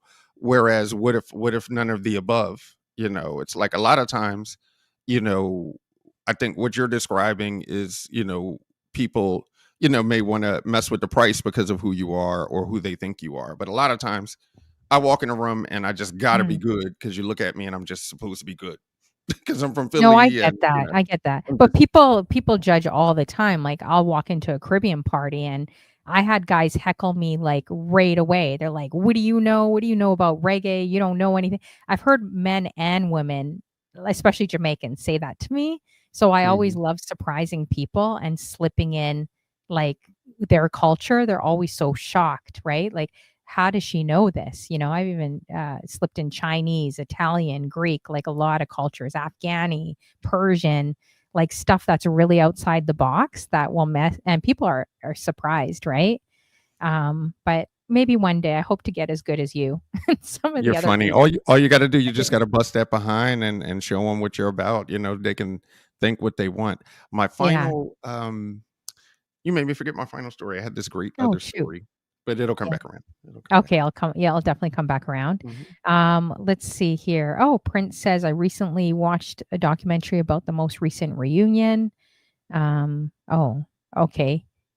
Oh, they're talking about Jazzy Jeff. Okay, yeah. Have Oh, you the ever summit been at his house. The I forgot what it's called. Oh. But he has a summit at his house like almost every year. I forgot what it's called. The playlist retreat. Crazy. It's crazy. So have you ever been nervous meeting anyone, like anyone, or not really? Like you say, sometimes you're nervous when you're doing a gig and then it goes away, but what about meeting anyone in the industry? I'm cool as a fan. I'm pretty, like when I see people, I'm gracious. I'm shaking hands, but no, I've never really, never really been like nervous meeting anyone. Have you ever Per had anyone nervous meeting you? Um, yeah, just recently when I was in Cali, I was coming out Mhm. of the DJ booth. This guy and his wife, they were like, "Oh, you did so great, da da da da da," and she's shaking, and he was kind of shaking a little bit. I was like, "I'm just little old Frank, and I Yeah. don't know, I'm thankful, but I kind of started to be like, Honey Flo said that you guys are going to buy me a drink, since everybody's so nervous. But Yeah. yes, I've had people that have been, nervous that have approached me. Yeah, Yeah. social media is kinda interesting that way because 'cause I've had a few people do that to me, and I'm like, "This is really, really weird." Like, I'm usually the one geeking out, like, I'm surprised they're doing that with me, especially being online. I find it's kinda funny, you know? Or sometimes you see guys get nervous, they're like, "Oh my gosh, she's come to my show." I'm like, "Who are they talking about? That's definitely not me." But anyways, I feel like the world of social media can be like a big illusion, and perception Well, with of your how fan people club, I perceive. mean, the honey flus, I mean, I'm sure if they I mean, they've been writing all these letters and and I'm sending, telling you, I don't have a fan club. I only get serial killers and weird guys coming at me. Like even my mods said they look like serial killers and to block them.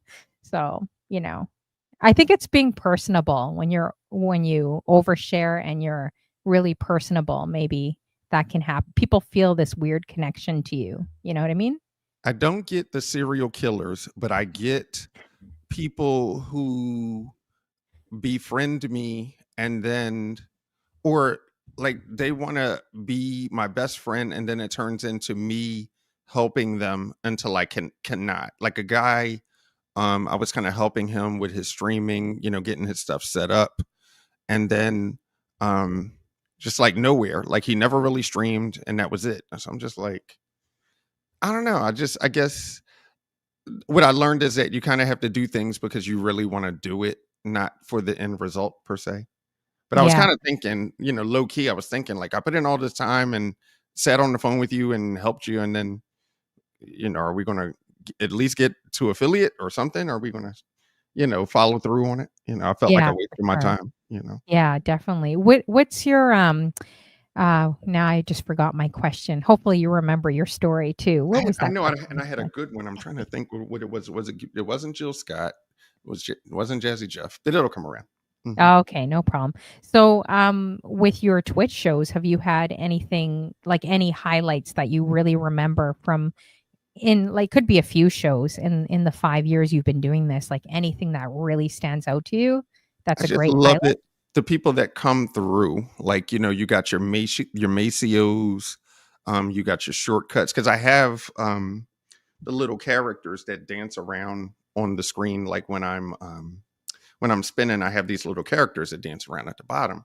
So a lot of times people will try to come in and lurk and play it off like they're not there. But I'll have I've had shortcut, I've had Oh, wow. Shortcut. Maceo, I've had Grandmaster Flash, Oh, wow. um, It's amazing. a lot of pretty like good names that have come to check me out. So I get a kick out. Grandmaster Flash follows me. You know, in what part of life? I got the story. Got it. Mhm. All right, here's the Okay. story. Okay. So I'm doing a wedding. Wedding's going great. And usually I'm full service. I'm gonna charge $1,000,000. My weddings are expensive. But I'm sitting with the bride, for months, everything is to the T. I even play games at weddings. Like I plan it with the bride and groom and I do a game. Nice. So everything's great. She's coming down the aisle doing the ceremony. The champ, Mike Tyson, comes into the wedding. What? No. Everybody has their cameras at the bride, and then all of the cameras shift over to Mike Tyson. And everybody's taking a picture with him. And I did not take a picture with him on purpose because I was trying to be professional. But I'm just looking, I'm like, I just wanted to say to Mike, like, yo, you just ruined this bride's day because it's no longer her day anymore. Wow. So same wedding. Kenny Gamble, just to whoever doesn't know who Kenny Gamble is, he was one of the co-founders of a record label called Philadelphia International Records. So a lot of what I stand for and me doing all of this, is started with Philadelphia International. The Jacksons recorded an album with Philadelphia International. He's pointing at me like I'm doing a good job. What else? Mike Tyson comes into a wedding where I'm performing. Kenny Gamble is pointing at me. The guy that produced Teddy Pendergrass and Patti LaBelle is Wow. pointing at me like I'm doing a good job. So the thing is, I feel like I've already lived DJ Honeyflow. I'm on your show. I've lived. At this point, it's all just, Italian dressing. You're You know, so funny. Thanks for boosting up my ego just a little bit, just a little bit. funny, You're just funny, gassing funny. me up. I find you're hilarious. Um, but I appreciate you.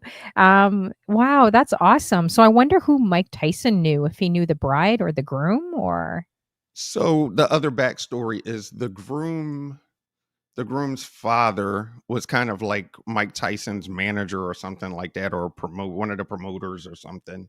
So that was like the backstory.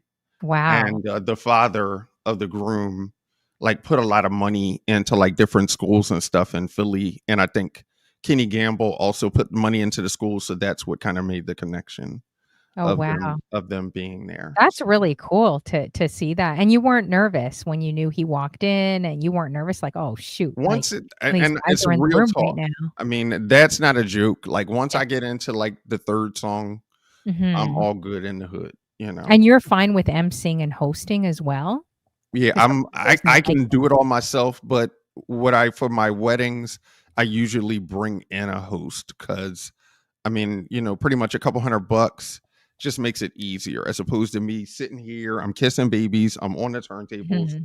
I'm Hey, running over if there. you need a partner in crime to co-host, let me know. I mean, I'm not yappy like how I am on my show. Don't I know threaten me with a good time. I know It's how like to be, MC and host. That would be dope actually, because the guy-girl chemistry really works. People love that, when you're doing that. the funniest thing is for you, and and of course we could work together. But what would be so funny is I'm the type of person where I would pay extra for you to come in a day earlier, and then I would sit and vibe with you and figure out how we're going to do the wedding, as opposed to just magically just Oh, yeah. assuming everything is I would just going to definitely do mesh that. well. I'm a You know, planner too. I'm like a huge planner that way Mhm. too, like working. What do you prefer most? How are you doing, DJ Diz? Good to see you, 37. Make sure you're DJ at Diz, my man. in a minute. It's good to see you as well. I gotta definitely check you. Good to see you. So thanks for coming through. So what do you prefer more? Do you prefer like weddings, corporates, festivals, like concerts? If you opened up an arena, I think you mentioned Philly. Like what do you prefer? So we're on the same page. A lot of your questions, hit close to home. To my purpose, like keep in mind the Cali trip was so good because a lot of the people came out to see us per se. Mhm. We did like 2 or 3 record stores too. And there were people coming to the record store to meet me to buy Oh, records nice. while I was DJing. So Wow. I That's think you awesome. and I we're both to the point where people will pull money out of their pocketbook and pay us to DJ. Great. I'm thankful for that. I'm not saying that that's bad, but now I'm to the point where you want to book DJ Honey Flow, because of the great music that she's playing. You want to book Cooldjfrank because I know that the music's going to be crazy. So that's kind of where I'm at this point in my career. I love when they book me for me. So I'll Mhm. take the money regardless if you just want a good DJ, but Mhm. I love it when they book me for me, and that's what I'm going for. Yeah, I definitely get that. So with the weddings you like doing, I'm like that too, very interactive with games. I think games just add more, like connect people more. I'm gonna have to talk to you off record how you do your weddings. I'm curious about that. Just what you kind of incorporate into it. Have you seen any like bridezillas? Have you worked with any? I mean, you don't have to say the names. I've worked with a few bridezillas, and I'm sorry, one of them was one of my friends. I don't think DJing for your friends is a good It's a thing. good idea. I don't Mhm. know. What do you think about that? They're I not mean, gonna watch my I'll show, so take a friend's money. I mean, the thing is, I've had people micromanage me that I yes, know. I've manage is had people micromanage me that I don't know. I mean, like I had a realtor. She's one of my better friends. I went to high school with her, and she came in, micromanaging me, and I'm like, "Do I micromanage you when I want you to when I want to purchase a home?" She was like, "Well, you should, so that I can get you what you want." You know. That's so annoying when they do that. I hate that. Why do friends feel a need to pay you like nothing or you do it, say, out of the kindness of your heart for free, and then they micromanage and complain about everything. Meanwhile, everyone loved it, enjoyed it.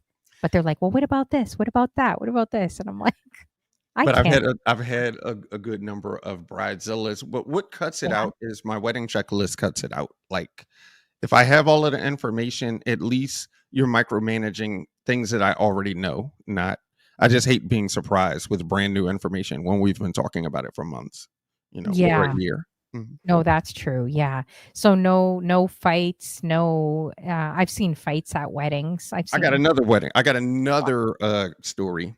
yeah. Is this a G rated? I mean, can I it's kind of I'll cut it. I'll make it clean. just because it's on YouTube and Facebook, and you know how I I'll make am. it. I'll I make try it clean. I'll make it work for you. We're gonna keep the FCC away from DJ Honeyflow. I got shadow banned.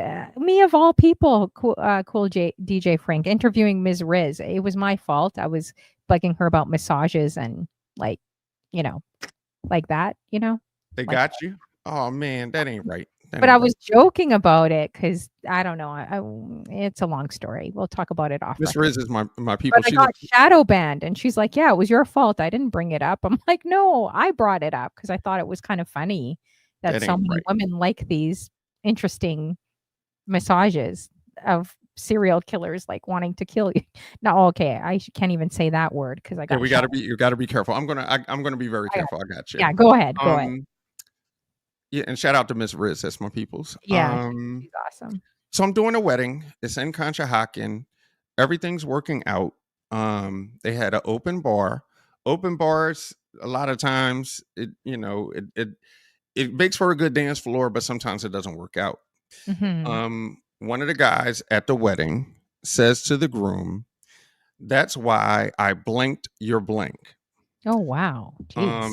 Can Oh, you fill in the words? a guy said that to the The groom? groom, the Oh groom, my goodness. This about is a not previous good. relationship that he had With with the his wife. with the wife. Oh boy. A fight And were they friends? ensues. They were Huh? friends? They were friends? Ooh, I guess. this I is didn't, not your friend. This sounds like an R. Kelly video coming out, trapped in the but I closet. mean, they got to start. They started fighting real good. It wasn't, you know, Oh, it was real good. And the cops came, and we turned wow. off the music, and that was the end of that one. Yeah, I guess you're not playing 50 Cent. Like, what are you gonna play, a slow jam after that? Do you find music is very influential? So do you find, say if you're doing a club or at the end of the night, like, you can't be playing all that hard stuff, you gotta slow it down? Do you find that? I try to come out smooth. I always try to come out like, so I may even, the song before that may be, all the way up, but I try to end off nice and smooth as I'm out, if that makes Yeah. any sense. No, I agree. I don't know if it's just our age too. I try to make sure I'm doing that too, like not hype up people because music does Mhm. put you in a mood, right? Oh, Prince says the Tupac Biggie conversation. I don't think those two were rivals, but that's a different topic. I feel like I heard they're supposed to work together right before everything happened. They're going to leave their labels and work together. So, anyways, who knows what's truth, right? With it But too. similar to what Prince was sharing there, that's similar to Mhm. to the sentiment. Oh, yes, yes. Okay, I just got it now. Sorry, guys, I'm a little foggy today. I just got that now. No, you're Yeah, good. you're You're all right set. with Faith Evans, right? Whew. Oh Yeah. boy, I don't know. Yes, you said it right. Ron Isley with R. Kelly vibes. Yeah, that's true.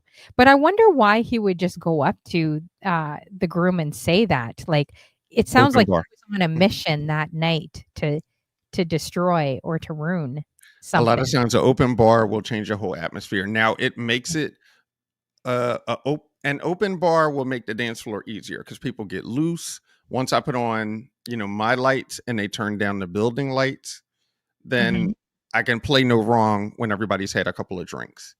Oh, But when they wow. just keep serving people and keep serving people, then somebody's going to get trashed, and then people say stuff like that. Yeah, I don't like that. I remember a girl got so drunk. I was so mad because the whole place smelled. Like that's how much she got sick. She Mm, got sick all over the speaker cords. She got sick on the way going out. She got sick everywhere. mm, And I had to walk through all that carrying my big heavy speakers by myself and try to not, mm, like step on. It was brutal, guys, and she was a bit ungrateful. But I don't know how mm. she remembered anything but I did mash up her name because they're all like Filipino names and I said I knew how to pronounce them. And I swear everything was in Tagala or whatever, is it Tagala, guys? I don't know. All Uh-huh. the Filipinos are gonna come at me. So the names were this long. Now imagine trying to MC and mix. So she wanted each song mixed in while everyone's coming in. I didn't have anything pre-recorded. Sure. So I had to say the names and try to get the mixes in quickly, and then I have to admit, I think I messed up a little bit on the intro because I was Mm. thinking, "Shoot, this is a lot harder," and I practiced and everything, right? But when you're in front of a crowd, it's different, and the names are this long. Like, so Tell yeah. me about it. She said she enjoyed the music and the night and the vibes, everyone was dancing, but she said I need to definitely work on, my intros, my emceeing when Eek. I do intros, and I'm like, "Excuse me, how do you even remember everything? You were, like, sick, the whole entire place was covered." You couldn't even you had to tiptoe around the I was so mad because it was on my cords and, like, you had to clean that up, right? I So know some guys that make so much money that do well that, mhm. they throw away their cords every year. So Oh, this really? so what I would have done, like if that would have happened, I would Oh. have just left the damn cords and just got a whole new set Well, I of rented see, I cords. rent out speakers because 'cause they're so heavy for me, so Uh-huh. I Not the you speakers. No, know. I'm saying the cords, I would have unplugged the speakers, left all the cords, and then Actually, just, that's a good idea. I should have done that, you know, but would I was so shocked the night ended that way, and she was yeah. so sick, and I'm just thinking, no one said anything to her, like, no one told her to stop, like, are you serious, you know? So anyways, how you doing, DJ J. Jonah? Make sure you guys are adding him. That's Thanks for my man, DJ J. Jonah. I'm on Above the yes. Clouds And coming he's got up. yes, he's got a big raid. We're both on Above the Clouds, you guys. That's gonna be tomorrow. Hopefully I can I'm still a little foggy, so hopefully I'll be okay on that. The show's tomorrow, but yeah, so make sure you guys are adding DJJ Jonah. He's got the big house raid this weekend. He always does each month along with other raids too. But it's going to be Friday, Saturday, and Sunday. So make sure you check him out and add him. He's working hard, I'm gonna be grinding. like him when I grow up. Mhm. I know. How did you guys connect as well? Because I always see you on his raids as well. We linked up. I think I was in his hometown of Chicago, and I Oh, met him there. And yeah. I mean, we've ever since, I've even just been in contact with Jay Jonah. He's funny type. I'm glad that you bring that up. Jay Jonah is unique. We have a great He is. relationship. Yeah. However, like over the years, there's been a lot of people on Twitch. I'm like, Really? get them Oh, away. I'm Yeah. like this with everyone. Hey, Mhm. until they Well, I hate. mean, I'm not saying, No, what I I'm hear just saying is that not every relationship that I've garnered works. on Yes, Twitch has been as good as me and Jay Jonas. Not everyone is 100%. as genuine Yeah. as you would think. No, I agree. I agree. Mhm. Some people will just use you for different but this is entertainment, right? Sure.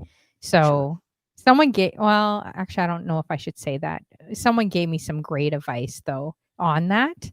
Like, they said that maybe I'll just say it. It's kinda like working, right? It's like a DJ gave me really solid advice when I was kinda struggling, with interviewing and kind of wondering who I should have on my show and this and that, and he's like, "Look, do you like everyone? Like, does everyone like you?" I'm like, "No, probably not." But he's like, "Look at Oprah Winfrey. Did she like everyone she interviewed or vice versa?" He's like, "You need to open it up, like, regardless of, people, like, open it up, right? And you could be surprised. Don't always ask for people that are very similar to you. Just go out and ask people. You're not gonna like everyone you work with and vice versa. They're not gonna like you either." I mean, they never did with Oprah Winfrey. I was like, that's some interesting advice. And look, I mean, I'm just a jabroni from Philly, and I made it onto the Honey Flow show. I'm telling you, Stop, stop. I have made it. Yeah. Hey, I I'm have gonna overcome. yeah, I'm definitely gonna clip this because you're my only fan, so I'm gonna clip this and post this, and then You hopefully said more you have an OnlyFans? "You're my only fan. You're my only fan." Yeah, right. Can you imagine me of all people having OnlyFans? Really? Like, you know? I think You'd be you would surprised. have an OnlyFan page. You, in your blue sweater there, would have an OnlyFan page before me.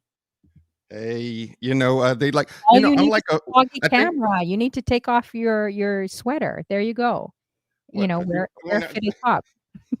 the There you what's aware of so your funny is I think they like me because I'm kind of like the father figure. It's like father figure. yeah. I mean, so here's a great question. So you've never heard of the woman that appreciates the father, the guy You're a that's kind of. naughty boy. You're not a father figure. You're a naughty boy. You're naughty, even in this interview. You're No, a I'm little saying I'm naughty. gonna help you. I'm gonna give you your allowance. Like if you want your allowance early, I'm gonna give you your allowance. And if you need to take care of some chores around the house, you need to do your chores. Bryn says, no, but I could entertain the thought. I don't think anyone wants to entertain the thought on me. Prince, you could entertain the thought on him over here. Cool DJ Frank. Oh man. No, on him, not me. I'm definitely going to have you on my dating show. I didn't realize you were. I mean, I didn't realize you were this much. You're this fun. Like, not saying you were a square, but I didn't. I'm learning stuff about you. I'm So definitely a you're square, but actually I thank you you're a so character. much for the compliment. I'm very appreciative of this time that we spent. Yeah, that definitely would not happen in a million years, Prince. Not even. I will squash that dream or that idea so fast. That would never happen. You know. Yeah. Anyways. What's his name off of the Bernie Mac show? The daughter off of the Bernie Mac show has a OnlyFans. Really? And Oh she man. just dances sensuous. Like she Oh, doesn't, I don't she doesn't go for the gusto. She just dances sensuous per Yeah, se. that's one thing I just can't stand on social media. When I see so many women that have so much talent, Mhm. I can't, Especially as DJs, why do women have to use their sexuality so much when they're already beautiful? They already can rock it on the ones and twos like so well. So, I don't know. I hope to be in a different category of women that you don't see. That hopefully get your skills, cool DJ Frank, that get Well, your yeah, skills wanted. if you don't want to shake it, if you're dope, then you don't gotta shake it. So it's only a problem when you gotta shake it, then you gotta shake it. But if you're dope like yourself or like myself, you don't gotta shake it. Now, I mean, I will shake it, but it's not a thing of me having to shake it per se. So Well, I'm gonna hold you to that shaking when we do our you ready? dating show. When we do our date or now too, if you Oh, wanted to. I can just say no. Yeah, I'll dance when we date. When you get me a date, then I'll shake it, Oh shake it, my shake god, it. How you about seem that? like you have high standards. How am I gonna get Spinderella for you? How am I gonna get, her for you, you know? I know another guy was all over her. Did you watch the dating show with, her? No, I didn't Oh, see no, you that. said So her. Was it her? did you match her up with Wait, someone? you said her. Miss her. You said miss her, the DJ, right? Miss her. Yeah. Yeah, the DJ. Yeah, she's Oh, a good look. No, I mean, unless you now if you can upgrade me to a charisma, then that, hey, what can I do? oh What's man, the other one? Here's the you're one on that you your gotta hook own, me up with. buddy. You're gonna have to work harder for that one. I can't set you up with any of these women. I'll put in work, you know. Let's see. And I'm Oh, and you're since gonna Honey have to Flow play is it getting me hard. bookings, then I mean I have money, so it's no problem. I mean, we can, I'm trying to think. I'm trying to find it's the girl that does all the blends on Instagram. Oh, Not Taylor Naomi. What's the but there's one, I'll figure it out. I'll let you know. But there's a one, she comes out with like a new blend like every day. And she's like depth defying. oh, I wonder who that is. There's another girl. Have you heard of DJ Millie? She's gorgeous. I think she's out of California. She's got Your like buddy that was long on just a second ago that was playing the house, she braids. was killing it. I forgot Oh, her who's name. that? Taylor, it starts with a Oh, T. DJ Tila? Yeah, she was Ooh. I she think was she's married. She's gorgeous. She's definitely beautiful inside out. You're reaching high, boy. You got some high standards. I can't well, help you. I mean, who I gotta did help you want me to shoot? myself. I I mean, gotta get a date my first. my sister Chanel B. I mean, I can't date my sister, so it's like, Ooh, maybe I can get Chanel B. Did you see her? She was she was gorgeous in the she did a video, I think, on a boat cruise in a dress. She looked good. She looked yeah, really yeah, good. yeah. I was Yeah, like, Chanel "Oh, B is gorgeous, but rock it out." that's my sister, so I can't, What it's do you like, mean that's your sister? You don't know. You never know.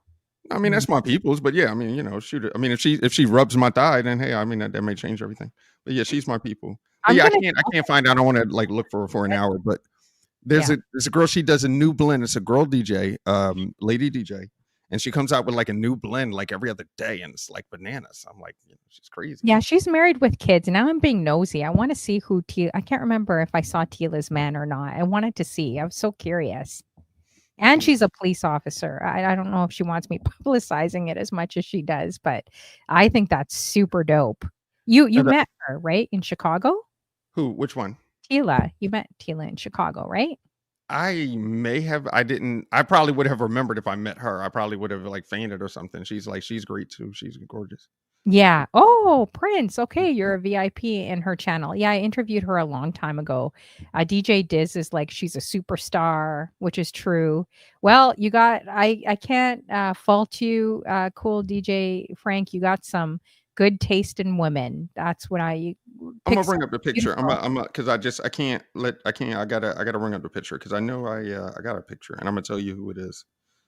And the thing that I love is she's an officer prince. Like seeing a woman like kick butt to me, I'm like, wow, she's my hero. Like I'm definitely fangirling, you know, because of what she does on her job. It can't be easy in Chicago. So I'm like, wow, definitely fangirling her career and what she's doing. No, she's Whenever really I'm looking for, whenever I'm looking for a picture, then everything moves slow in my well, I'm Instagram. gonna keep my eyes open for you. You never know. You never know. I'm gonna Yeah, keep hook me up. Oh, okay. Her name is hook me up with Bella Fox. Yeah, hook me up with Bella Oh, Bella Fox. Fox, she's Asian, right? Bella Fox. Oh, yeah, you definitely have high standards. Whew. Here we go. So basically, what you're saying in a nice way is that I need to get a scallywag because all of these women are too depth defying for me. I Basically, was gonna say so, you might wanna so pretty much lower I it need to down. get a huh. All the men in the room, you may wanna lower your standards down a little bit. Like, you remind me of my guy friends that I used to club with, like, earlier on back in the day, and they'd be like, "What about that woman? What about that woman?" I'm like, "You guys are going for the Kardashians. You're going for the Megan Goods. You're going But for even the women ugly that women swear that they're dime pieces, and I'm and I'm like, just like, these are I'm not saying you, but some of my guy friends were pretty nerdy. And I'm like, dude, like that woman wouldn't even say hi to me if I walked in the washroom. What makes you think she's gonna say hi to you and for be you. nice? Like, so you might want to lower down, you know, you're I mean, they're all gorgeous women. Nothing to say, you I know. just need soft. I'm tired of the hard rock women. I just need nice and soft and nice pocketbook. Hoop earrings. Nice You pocket. know, I can don't we get have no pocketbook. Oh, hey, he said hoop earrings, guys. He said hoop earrings. can we get a nice lip My hoop color? earrings off. You I'm know, taking my oh wait, he said lip color. I'm taking off my lipstick can we too. get can we get nice hair? Can we? I'm just saying. I'm a guy's guy. I just Oh man. You're not describing me. You can't put one past me. I already know you're not describing me Well, no, because there are other people that have hoops. I'm just saying that I appreciate hoops. You just happen to adorn them on this particular day. you said nice hair. Let's hide. Let's hide. Let's get a hat and But I hide. like hats, so it's kind of like So do I. Oh man. I got plenty. I have plenty of hats. This is just my But for for my dating show, when you hook me up with a date, then I'll definitely Gotta hook put on my myself up with a date. I can't help you. You've already, uh, you definitely had your shine with the dates and the women grabbing your thighs like they're grabbing a piece of there fried was chicken. more there was KFC. more pieces that there was more grabbing. It's just I want to keep you on the air, and I don't want to get you banned from I'd television. like to see that. I'd like to see that in real time because you always struck me as more introverted, shy, calm. I'm seeing a different side of you. So I find it hilarious. I would love to see a video of you, like of this happening. Oh yeah, I well don't I'll make sure to get the next time I'm getting grouped, I'll pull out the cam and say, you know, oh man. But cheese. wow, I can't believe over 2 hours have gone by. It's crazy. It's been a I lot of thank you. fun. Yeah, it's definitely been a lot of fun with you. I'm definitely gonna bring you on maybe next month after Christmas if you're open. We could do the dating show together. I think it would be so much fun. Let me know. We can And do it. Let's do it. Okay. Mhm. And I will try to pull out videos with your type as well, and we can talk about that too. So that's soft, that's hoops, that's nice lip color, that's nice, neat hair, neat. And if we can get some nail color, that's a plus. And if the toes match the nails, then that's and don't pull out your foots now. But I'm just saying, I'm flexible. I don't think I'm flexible to what you, put up my you foot. just got to you do some hot, Make some a split in warm front of the yoga. Warm yoga, and you can get it up there. Now, me, I'm like I'm creaking. I need some oil, but I can get it up there. But Actually, you can. You can get your leg higher than I can. Jeez.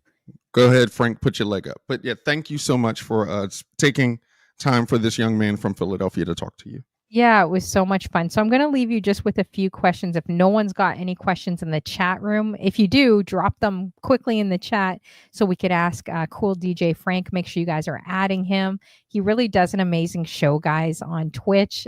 Such a great guy. Always been super sweet and nice to me, of course, inviting me on his raids, which I definitely appreciate and love, especially when I get a chance to play some good R&B. So check out his 3 raid trains. He's always working hard online as well. And so I was going to ask if there's anything on your bucket list. What would that look like to you if you had all the money in the world or all the connections? What would you want to do in terms of DJing or and music? I think one of my goals is Japan, whether it be, for a week or, for months. I would like to get a translator and live in Japan for a while, play in Japan, go record shopping in Japan, and definitely get some sneakers from Japan. So Japan is pretty big on my bucket list, short Wow. term. Yeah, Japan would be really, really dope. That would be really cool. Have you checked out a lot of Japanese DJs too online? There's some cool ones. I DJ'd one time with Coco Shimuda. Oh, wow. He's a big 45 guy, and Mhm. my brother Doodles also DJ'd with him. Um, but yeah, he's one of the big Japanese guys, and he's doing this thing really big. Mhm. Wow. Is there anything that surprised you too about the culture? Like them really being into hip hop or even lovers rock I've seen, which I found interesting. Japan, they would love us. Like, if hypothetically, they just love the music. If it was like the Honey Flow, and Frank tour, I mean, they would probably they would have flowers. They would, their place would be sold out. They would buy tickets. They enjoy our culture and what we do there. Whereas a lot of times here in the States, we're not as important as we are abroad. So I can imagine, a stellar response, to us going to Japan. Yeah, they definitely probably treat you like a celebrity as well. Yeah, I could definitely see that for sure.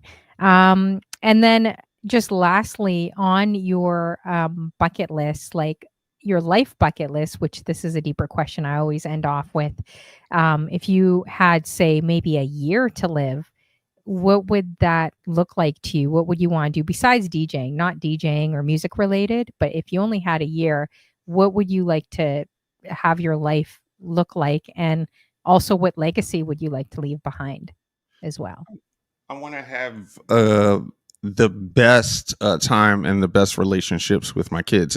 They're already good. I don't want you to think like I'm deadbeat dad and my kids hate me, but Mhm. I would love to. If I had a short period of time, then I would want to spend the most time, with my kids and my father, Nice. and go from there. Like family um, is extremely important to me, so I would want to make the best with my children. That's awesome. And what do they think of you, like being a DJ, like and traveling and doing that? Like What do they're they? like, "Daddy's a nerd." Say no, they love me. What's so funny is my baby girl. I mean, she's grown now, but Mhm. she's done a good number of my drops. Let's see if I can get them Oh, cool. really quickly. I know we're time is of the essence. Let's see. That's okay. I gotta turn that up. Let's see. Cool DJ Frank. Cool DJ Can you Frank. hear that? Oh, I love that. That's awesome. So that's when she was 6, now she's 25. So Wow, that's crazy. That's awesome. And have you ever brought them on your streams, or have they ever wanted to DJ as well? my youngest son is always on my stream. Like they're like all of the cougars, like they really enjoy my youngest son. So like he constantly comes through, so it's kind of crazy. Oh, he did TJ Fabulous. Where's that? Where's TJ? TJ Fabulous. So Oh, that's my youngest wow. They got son. great voices. I like his voice too. But They now got he's like old and he sounds like Barry White now. So that's like him when he was Oh, younger. really? Uh-oh, you better watch out. He Oh could yeah, yeah. be He's popular. what's so funny is he was a babe magnet when he was like a baby. You know, I would Mhm. kind of have him with me. And they'd be like, "Oh, Frank, your son, he's so cute." I'll be like, "For real, can I have your number?" You know. So he was like a babe magnet then, and Yeah. now it's like hard to keep the girls off of him now. Like he's Now really it's vice popular. versa. Now they're grabbing his thigh instead of yours at DJ gigs. I told him, and I told him What very would you do if you explicitly. see that? You see that? No, I'm saying they definitely the girls definitely like him, and I explained to him very explicitly that I can't repeat on your show. Like, Mhm. look, this is what it is. You don't want to get started doing this, and that. Don't do this, Yeah, that's you know, true. so that I need to keep him, celibate and You never know. You know that half the time they're never gonna listen. Did we ever listen when we were younger? But you live and you learn, right? So, all I can do is is guide give them. him accurate information that he can understand. And Mhm. then, if he wants to do something else, at least he can't say my dad didn't tell me. Yeah, that's true, that's true. Aw, well, that's good. It sounds like you're a great father, you know? Just on So Tuesdays. Rest of the week, man, I'm struggling out here. oh, man. Well, I hope to hopefully one day we'll meet. I hope to come to Philly or drive. I haven't been out there. I've passed through there.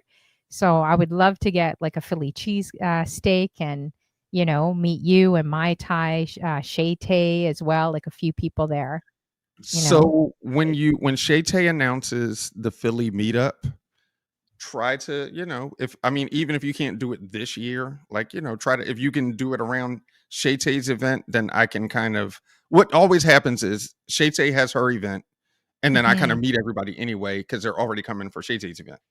Yeah. So that can kind of be the landmark. If Shay Tay's event is convenient to you, then I can kind of link up with Yeah. you, and then I The can only stream reason with why you. I'm just Mhm, trying to be conservative because I've been doing this full time. mhm. Definitely on my savings, which is a little nuts. So now I'm actually looking for a corporate job and getting back again because this DJ thing it's tough. You got to constantly keep grinding. You know how it is, right? Like if Mhm. getting gigs and getting out there and getting weddings booked and selling yourself and talking to Sure. people. Like it's like a lot of work. So now I'm just trying to get back corporately. But once I get back, if I could get back on my feet quick enough, then 300% I'll drive. Like I'll drive anywhere. There's so many people I want to meet, right? Across the border. Yeah, So do only what you can do. I'm just yeah, introducing a Philly would possibility be at great. some Yeah. point. I just came Mhm. back from Florida, so I wanted to meet BB Joy, but that didn't work out there. But went came from a boat cruise, right? But Shete, like you guys aren't super far away. I think it's like 8 hours, or it's Mhm. not too bad. Like Oh, maybe, from Florida? That's a or hikey no, hike. no, Yeah. from Toronto. From Toronto, Oh, it's okay. 8 hours. So If yeah, you're a driver, yeah, I mean, what yeah, are I'm a you driver. yeah. I don't mind. I love just jumping in a car and just driving, like on my even if it's on my own. But then you gotta promise me a good Philly cheesesteak wherever in Philly, you gotta make sure you take me a That good ain't nothing. That ain't yeah? nothing. Okay. That'd be great. Yeah, I'd love to meet you and Mai Tai and yeah, definitely Shay Tay as well, like a few of you guys for sure. So, all right, well, keep me posted on the group and when you guys do it. Why don't you make mention when your next shows are just so people know when to catch you as well? My next time on, I am on Above the Clouds, sponsored by DJ J. Jonah. I am going to be on Sunday at 1 p.m. Eastern. This Sunday, I'm going to be on at 1 p.m. Eastern for the Above the Clouds. I'm going to play the best in Soulful House, I guarantee you. Please see Nice. me then. Mhm. Yeah. Are you going to the Chicago group too? So chances are yes. Like I'm always in. I go to Chicago every year, so Oh, that's pretty much a yes. And then I'm also going to Atlanta. My next trips, I'm going to be in Texas in March. And then mhm. I'm going to see Tony Jacks in Atlanta in May, and then I'm Nice. also going to Chicago. So I'll be all 3. You Mhm. guys are so lucky because it's so cheap, like flying state to state. That's why I see all you guys traveling like everywhere. When I look at flights, I'm like, wow, like it's only 100 or 200 or No, $300. it's That's high. insane. If I tell you what Is I it? spent going Oh, to and from California, and this trip was crazy. yeah, So but going it's from not as cheap as Canada you think. Uh-huh. no, going from Canada to the States, whoo, and then our dollar's half. Oh, it's brutal, Sure. man. Like it's way, way more. But the boat cruises and all that, are relatively cheap. But yeah, I think for you, the East Coast to the West Coast, that would be pricey too, for Mhm. sure. Yeah.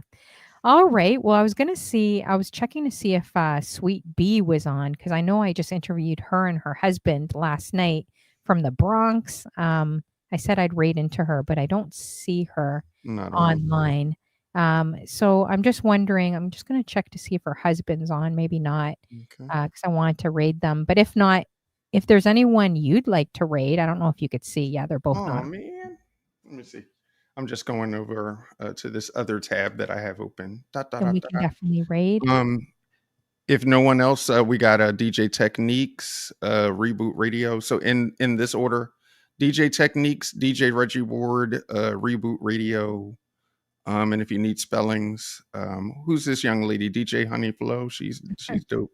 I'm definitely not. Um, I'm definitely those are my top 3 votes. But hey, it's your thing, and I'm very thankful. I'm so glad that you would have me. okay, awesome. You know what? I don't think I've gone to DJ Techniques. Oh, it's showing I don't think I've added him. Okay, so let's go to Techniques. I'm going to add him right now. DJ Techniques with an S, right? Yep. And he was one of the creators of Baltimore club music. So sidebar, just Oh, to let wow. you know. That's cool. I didn't know that. So he's pretty big then, I Yeah, guess. and he's cool with your girl. Is it Taylor?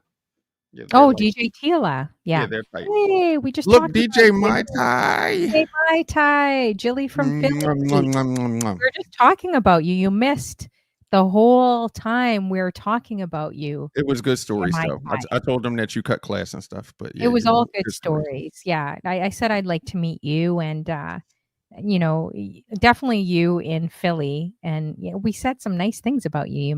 You missed everything. You missed everything. That's okay. It's good to see you though. Make sure everyone in the room's adding Mai Tai. She's killing it on Twitch and online, offline, doing big things, big things. And that's really cool that you guys knew each other too. I remember you sharing that story, I think, in a chat room that she used to cut class. She doesn't strike me as someone that cuts class. She seems like a keener, like with her glasses on and all studious She and always made the grade, smart. but like I would always come out of Sweet. class and she would just strategically be in front of the student activity center. I'm like, She doesn't. I don't okay. feel like you feel like a rebel to me, Mai Tai. You know, I don't know. You seem like you be in the front of the class, like with your glasses on and like straight A's. I don't know. You strike me as And that. she's mysterious. Like when she gets on the turntables, it's She like is mysterious. Mhm. this big cloud comes over towards the turntables, and then she just like magically whisks her way out, and then then she just jumps She's onto the got a good wheels. side and a bad side, I think. But I think we all do. All of us do. You said you were a student leader? Really? Oh, okay. I could see that, you know, until she pulls out some of the reggae songs, until she pulls them out, you That's know. A funny story about Mai Tai, she kept playing this song that was getting in my head. I won't even say the song. It was like throat, something in my throat. Well, you could just imagine. I won't say the rest. I've already been shadow banned from YouTube. And I was sitting at church on a Sunday, and that's all I could hear when they're singing praise and worship was that throat song that Mai Tai kept playing over and over and over again. It got in my head. the You know the throat reggae song. song? Mhm. It's kind of a pretty bad song a little bit, but it gets in your head. And I'm like, "Oh man, I can't be sitting here on a Sunday like like having this in my head, on a Sunday. Well, there's a Or reggae record by Sasha. It starts with Kilba, and then I'm is not that going to say what the it is? last word. Throat But that bite. one gets pretty. Oh, but they're good. Montai gave you the title. There you go. Yeah, you know this song, right? I gotta check this out. I gotta It go definitely into. gets in your head. I'm like, I cannot have this in my head. Mai Tai, what are you doing? What are you doing to me? What are you doing? You're Bad correct. influence. You're corrupting my head. What are you doing? I'm just bugging her. She said, "Oh yes." Oh man, but yeah, I would love to meet you. So hopefully, I'll make it to Philly someday. Yes, that one is it. The same one. This one too. Kill the doggy. Oh man. So she's replacing doggy. The doggy is another word, but yeah. And I definitely need patois and, I need that, interpretation. All my Caribbean friends are like, "Oh, honey Flo, let me sit you down." Like, "We need to help you," especially when I was in Jamaica. Oh my gosh, I had all the guys laughing. "Hey, sweet BX, I was looking for you. Are you on tonight? We're just gonna raid out, but I don't see you live. So I was just checking for you to raid you, but we're gonna go to someone else because we didn't see you live." Make sure everyone Start streaming real quick. Sorry. yeah, start streaming real quick if you want to. Sweet BBX, I just interviewed her and her husband, heard their spicy story. They got quite a story too of meeting each other. They've been married for 25 years. But the cool thing is, I was actually telling my mom your story. Sweet BBX, let me know if you're going to stream quickly and we'll raid into you. Let me know. But the cool thing is, I was telling my mom. Oh, she says, "Give me 5 minutes." Hmm. Are you able to wait 5 minutes? Yes. Are Yeah. you good? Okay, I'm so I'll thankful. tell you guys the story. Okay, we'll give you 5 minutes and we'll rate into you, and we'll rate into the other guy, like other DJ techniques another time. Yeah, it's quiet. But Sweet BBX, there she was telling me how she met her husband on the number 2 train in the Bronx, like in New York. Isn't that cool? But the crazy thing is I always talk about aisle 2 on my show. So what are the chances? Aisle 2 and the 2 train of New York? So I said to my mom, like, "You know what? Something's gonna happen in aisle 2. Like, the man upstairs is gonna do something in aisle 2. I wouldn't be surprised if I legit met someone in Costco's or Home Depot, or something's gonna happen where I meet someone in aisle 2." And wanna hear another cool thing, cool DJ Frank? I'll just share this quick story. I drove to Buffalo, New York, and I always talk about eating a Patti LaBelle pie. Like, I don't know why I'm so happy just like eating a sweet potato pie. I just wanted a Patti LaBelle pie because we don't get them in Canada, right? So I walked into the Walmart, and your Walmarts are like super centers. So you guys have aisles from like 1 to like 50. Like, they're massive warehouses in the States. Yeah. Ours is maybe like 1 to 20. Like, we don't have massive warehouses like you guys do, our super centers, right? So I saw a stack of Patti LaBelle pies, and I was like, "This is weird. These pies aren't in the bakery. They're just in this aisle." And I decided to do a funny Patti LaBelle video of all these patty pies that I found and I looked up and it was aisle 2. Isn't that crazy? Crazy. Aisle 2. Yeah. So that's the second incident with number 2. The third one was going to the grocery store and hearing Tevin Campbell and Johnny Gill, My, which I have always played on my show. I mean, everyone has, but I overkilled it in the last 5 years. And I remember looking up at the aisle and I saw aisle 2. I was in aisle 2. So don't you think that can't be a coincidence? Hey, six degrees of separation. You and the number 2. I mean, when I just when think you it's when you watch Sesame Street, did you focus on the number 2? Sincere the DJ. He's like the I'm not original big voice of on my channel.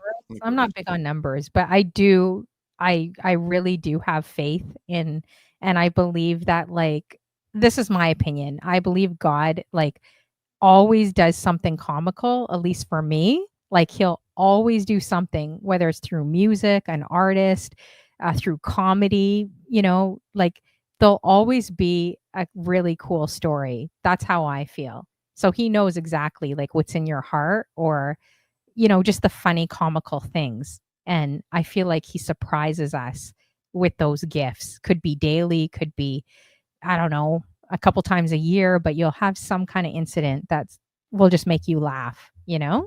So I thought with sweet BBX, like hearing her story with her husband, how they met, like, how it was the number 2 train. I just thought that was kind of funny yesterday. So I don't know. Anyways, that's my little story. If you have any, let me know. Definitely great. I mean, most of mine probably revolve around 3. So if you're, 2, Oh my me it's God. 3. 3? Oh boy. Well, 3 can go a lot of different ways there. Thinking of No, but I mean, well, I have meaning a lot of meaningful 3 things that happen in my life. But then of course like third marriage. the 3. the potty mouth stuff that you're thinking of, I probably have had potty mouth 3 incidents also. Oh boy. You don't strike me as that. I don't know. How you doing, DJ? DJ P sub, good to see you. Were you wild then if you're DJing back in the day? Like Oh you've got man, stories? DJ Like Honey Flow, the truth is, I mean, like, DJing twice a week for, half of a century. I mean, or most of the half of a century. I mean, I've gotten, I had lots of fun and lots of dates and met lots of people at the parties, Oh. So Yeah, I've my had, guy. You're gonna have to tell him, give us the 411, give us the T if on I just chill for the rest of my life and never just chill for the rest of my life, I've had so much fun in the first part of my life that I don't owe anybody anything. I've had a great time over the years. Yeah, But I still want some fun. You gotta hook me up with somebody so that they can, I ain't you hooking you know, up with Jack. I ain't hooking you up. hook Oh, maybe I'll hook me you up with up. Jack. So I can I'm not hooking you up with anyone. I'm not hooking My up with Ty is my you sister. She's anymore. disqualified. I Chanel get it. B's my Forget sister, it. disqualified. Forget all you guys. I'm not hooking up anyone on Twitch. Everyone always complains, so and they're so picky. It's just like you guys. Like we're in our 40s and 50s. Like you might want to calm down your whole entire list, especially the women. That shocked me how many I had some good contestants that were bachelors and the women, they were like, "No, he's a player, Nope. he's this, Nope. he's too Nope. short. Uh-huh. What does he do for a living? His eyeball goes this way on stream and his other eyeball goes that way." Like they're so picky. Does I'm that 6 surprise feet you? tall. I get bookings from DJ Honeyflow. I DJ on Fridays and Saturday nights. I got cocoa brown skin. I used Ooh. to make DJ Mai Tai dance at Temple University parties. Mhm. Um, and I love skiing and celery. So Oh, celery DJ juice. Mai Tai, give us the 411 on him. So Mai Tai says Frank gave the best parties. Really? Wow. We used to Interesting. throw a lot of parties. Yeah, I mean, And you can dance. You said you were going to dance before we leave. Oh, okay. Well, And you do a little pop lock, let's see and what we drop. got. What we got here. Do a little pop lock and drop. Oh, baby, now, let's get down tonight. Ooh, baby.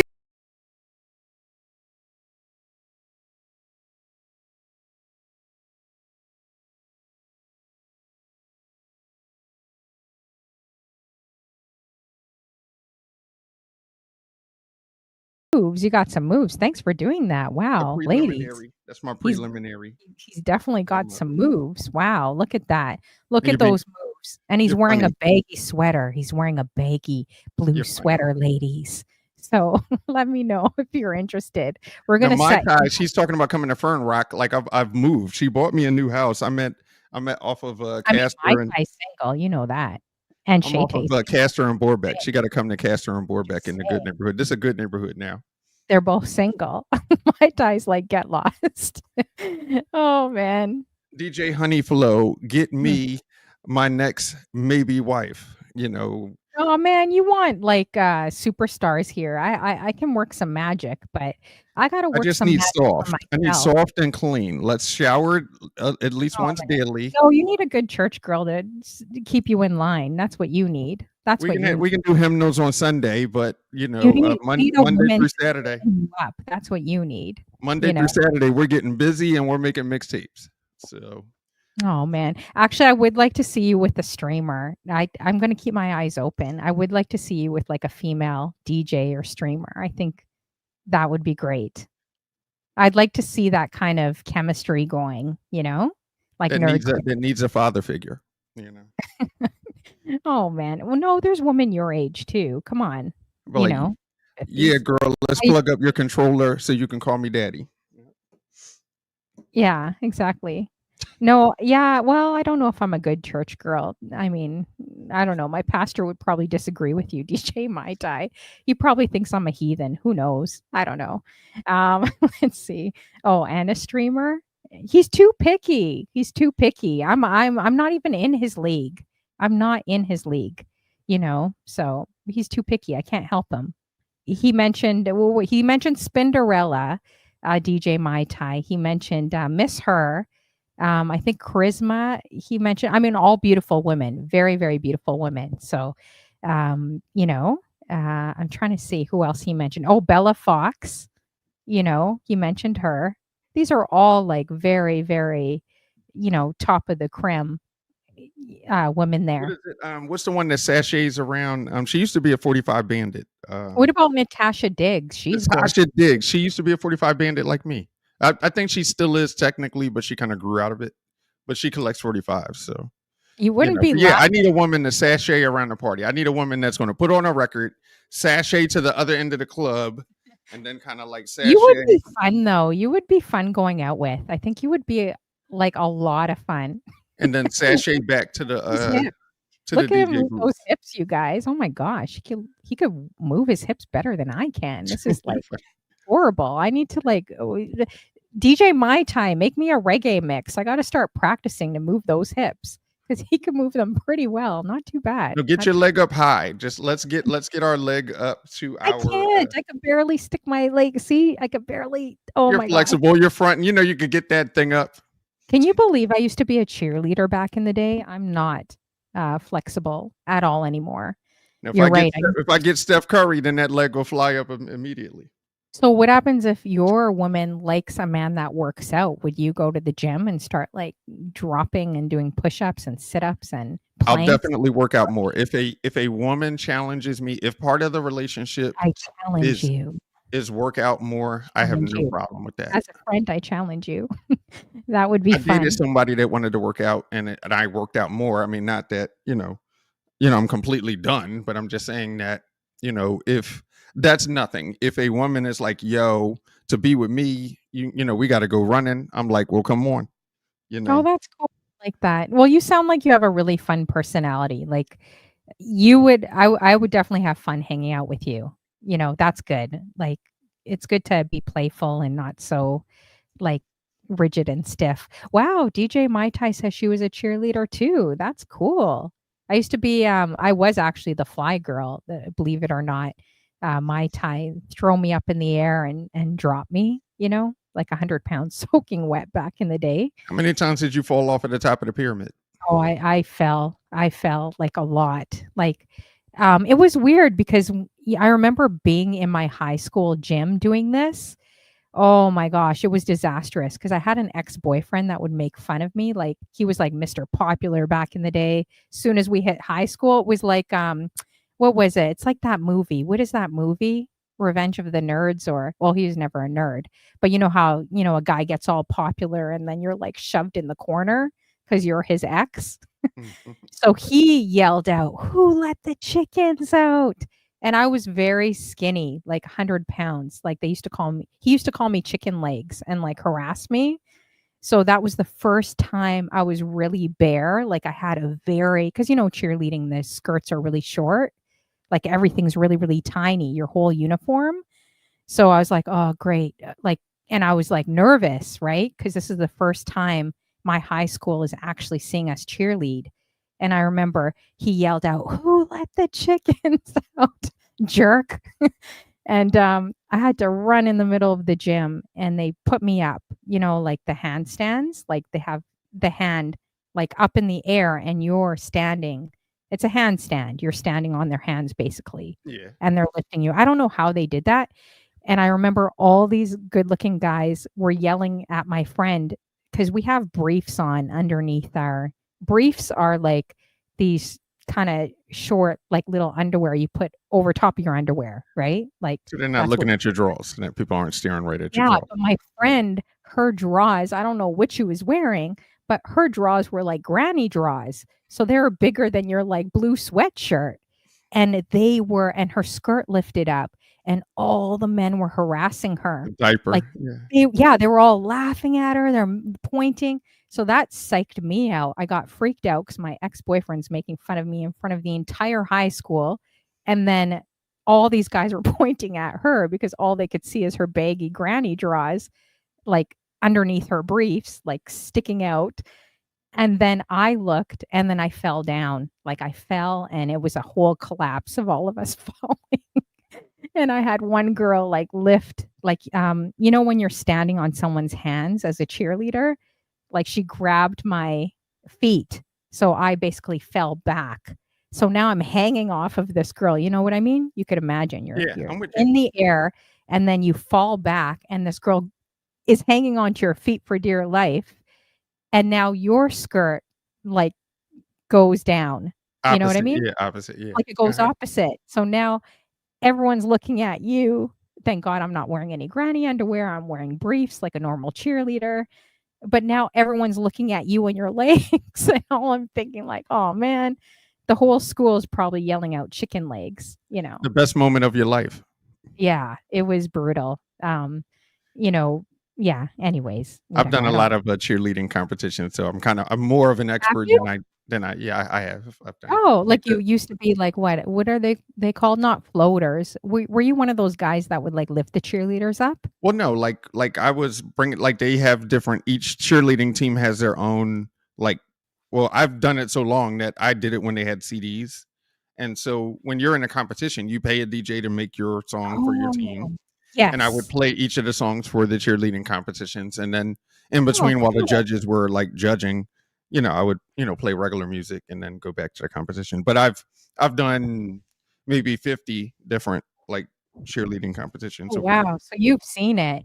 And Yeah, yeah. yeah, it was mean. He was very mean to me. I just wanted to leave high school, to be honest with you. Oh gosh.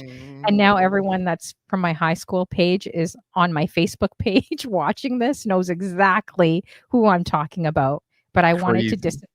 I wanted to hide because it was always so mean. And he would spread crazy rumors about me.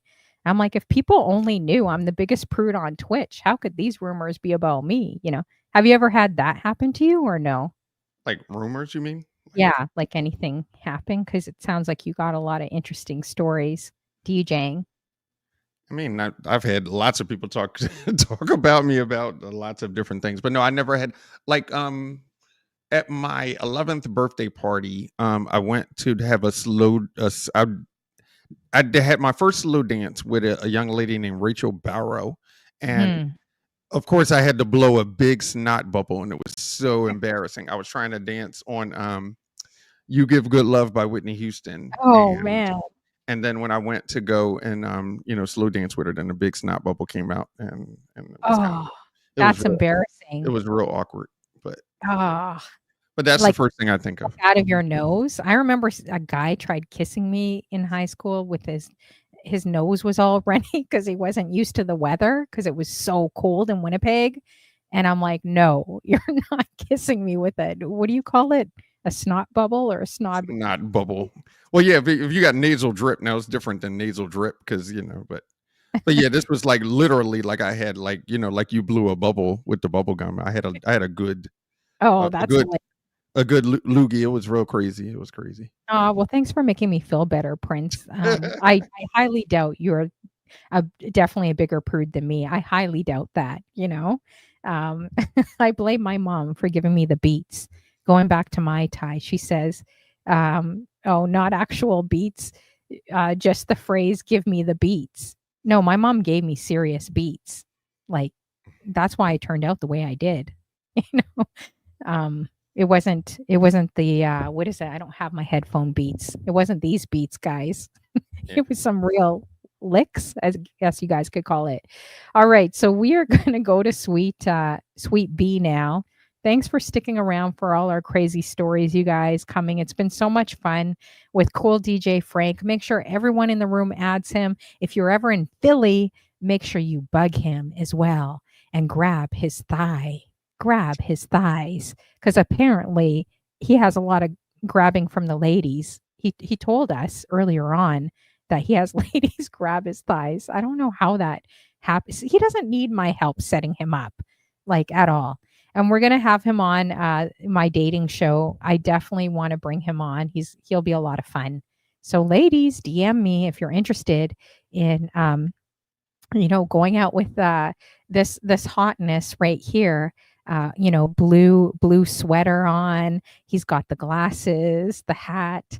He stands tall at 6 feet. You know, he'll make you a good Philly cheesesteak. So I don't know what else to say about you. Yeah, he talked about some woman grabbing his thigh. I don't know. My credit score is over 800. Oh, ooh, that okay. Well, that may put you in the checklist for me then. If your credit score is over 800, okay, I'm checking that off. Checking that off for you. And he plays good slow jams, so you get another check on that as well. Thank you guys for coming through. We're going to Sweet BX. She does some games, wordplay games, and everything else. So make sure you guys check it out. And thanks for coming through. We appreciate you Thank guys. you so much.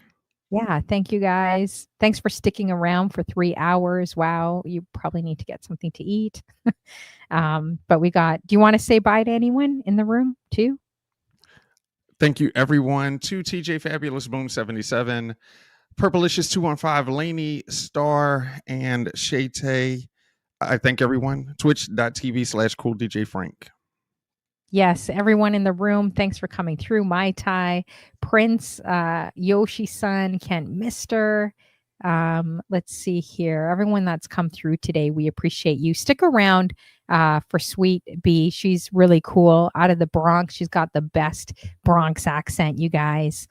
Just interviewed them last night. We got DJ P Sub, DJ Diz, and everyone else. Hopefully I didn't miss anyone, but thank you guys. Sincere the DJ. Thanks everyone for coming through. We appreciate you. And the raid is just going off. Yeah, we'll definitely talk. Honey Flow. Thank you so much. Yeah.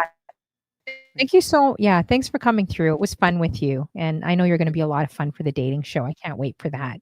Then we will pull out the spice. Then I will put you on the spot. Now I got to be a good dad and pick up my son. I'll check you later. Thank you so much. All right. Sounds good. All right, you guys. Take care. Have a great night. Okay, he's gone too. Have a good night, you guys. I will see you guys tomorrow. Come tomorrow. We'll be around. I think the raid just started for DJ J Jonah's raid. Let's see. I will be on, I think, at 5:00, and I have another raid. Anything Goes music raid train raid put on by Donna and that team. They're always busy doing raids too. I'll be on at 2:00 tomorrow and 5:00, so I'll be busy. So stick around. Sweet BBX, we're gonna raid into again. Oh, here's my raid out message, and I will see you guys soon to the next show. And big up to Cool DJ Frank, over 3 hours today with me. Appreciate him as well. So I'll see you guys. Have a good night.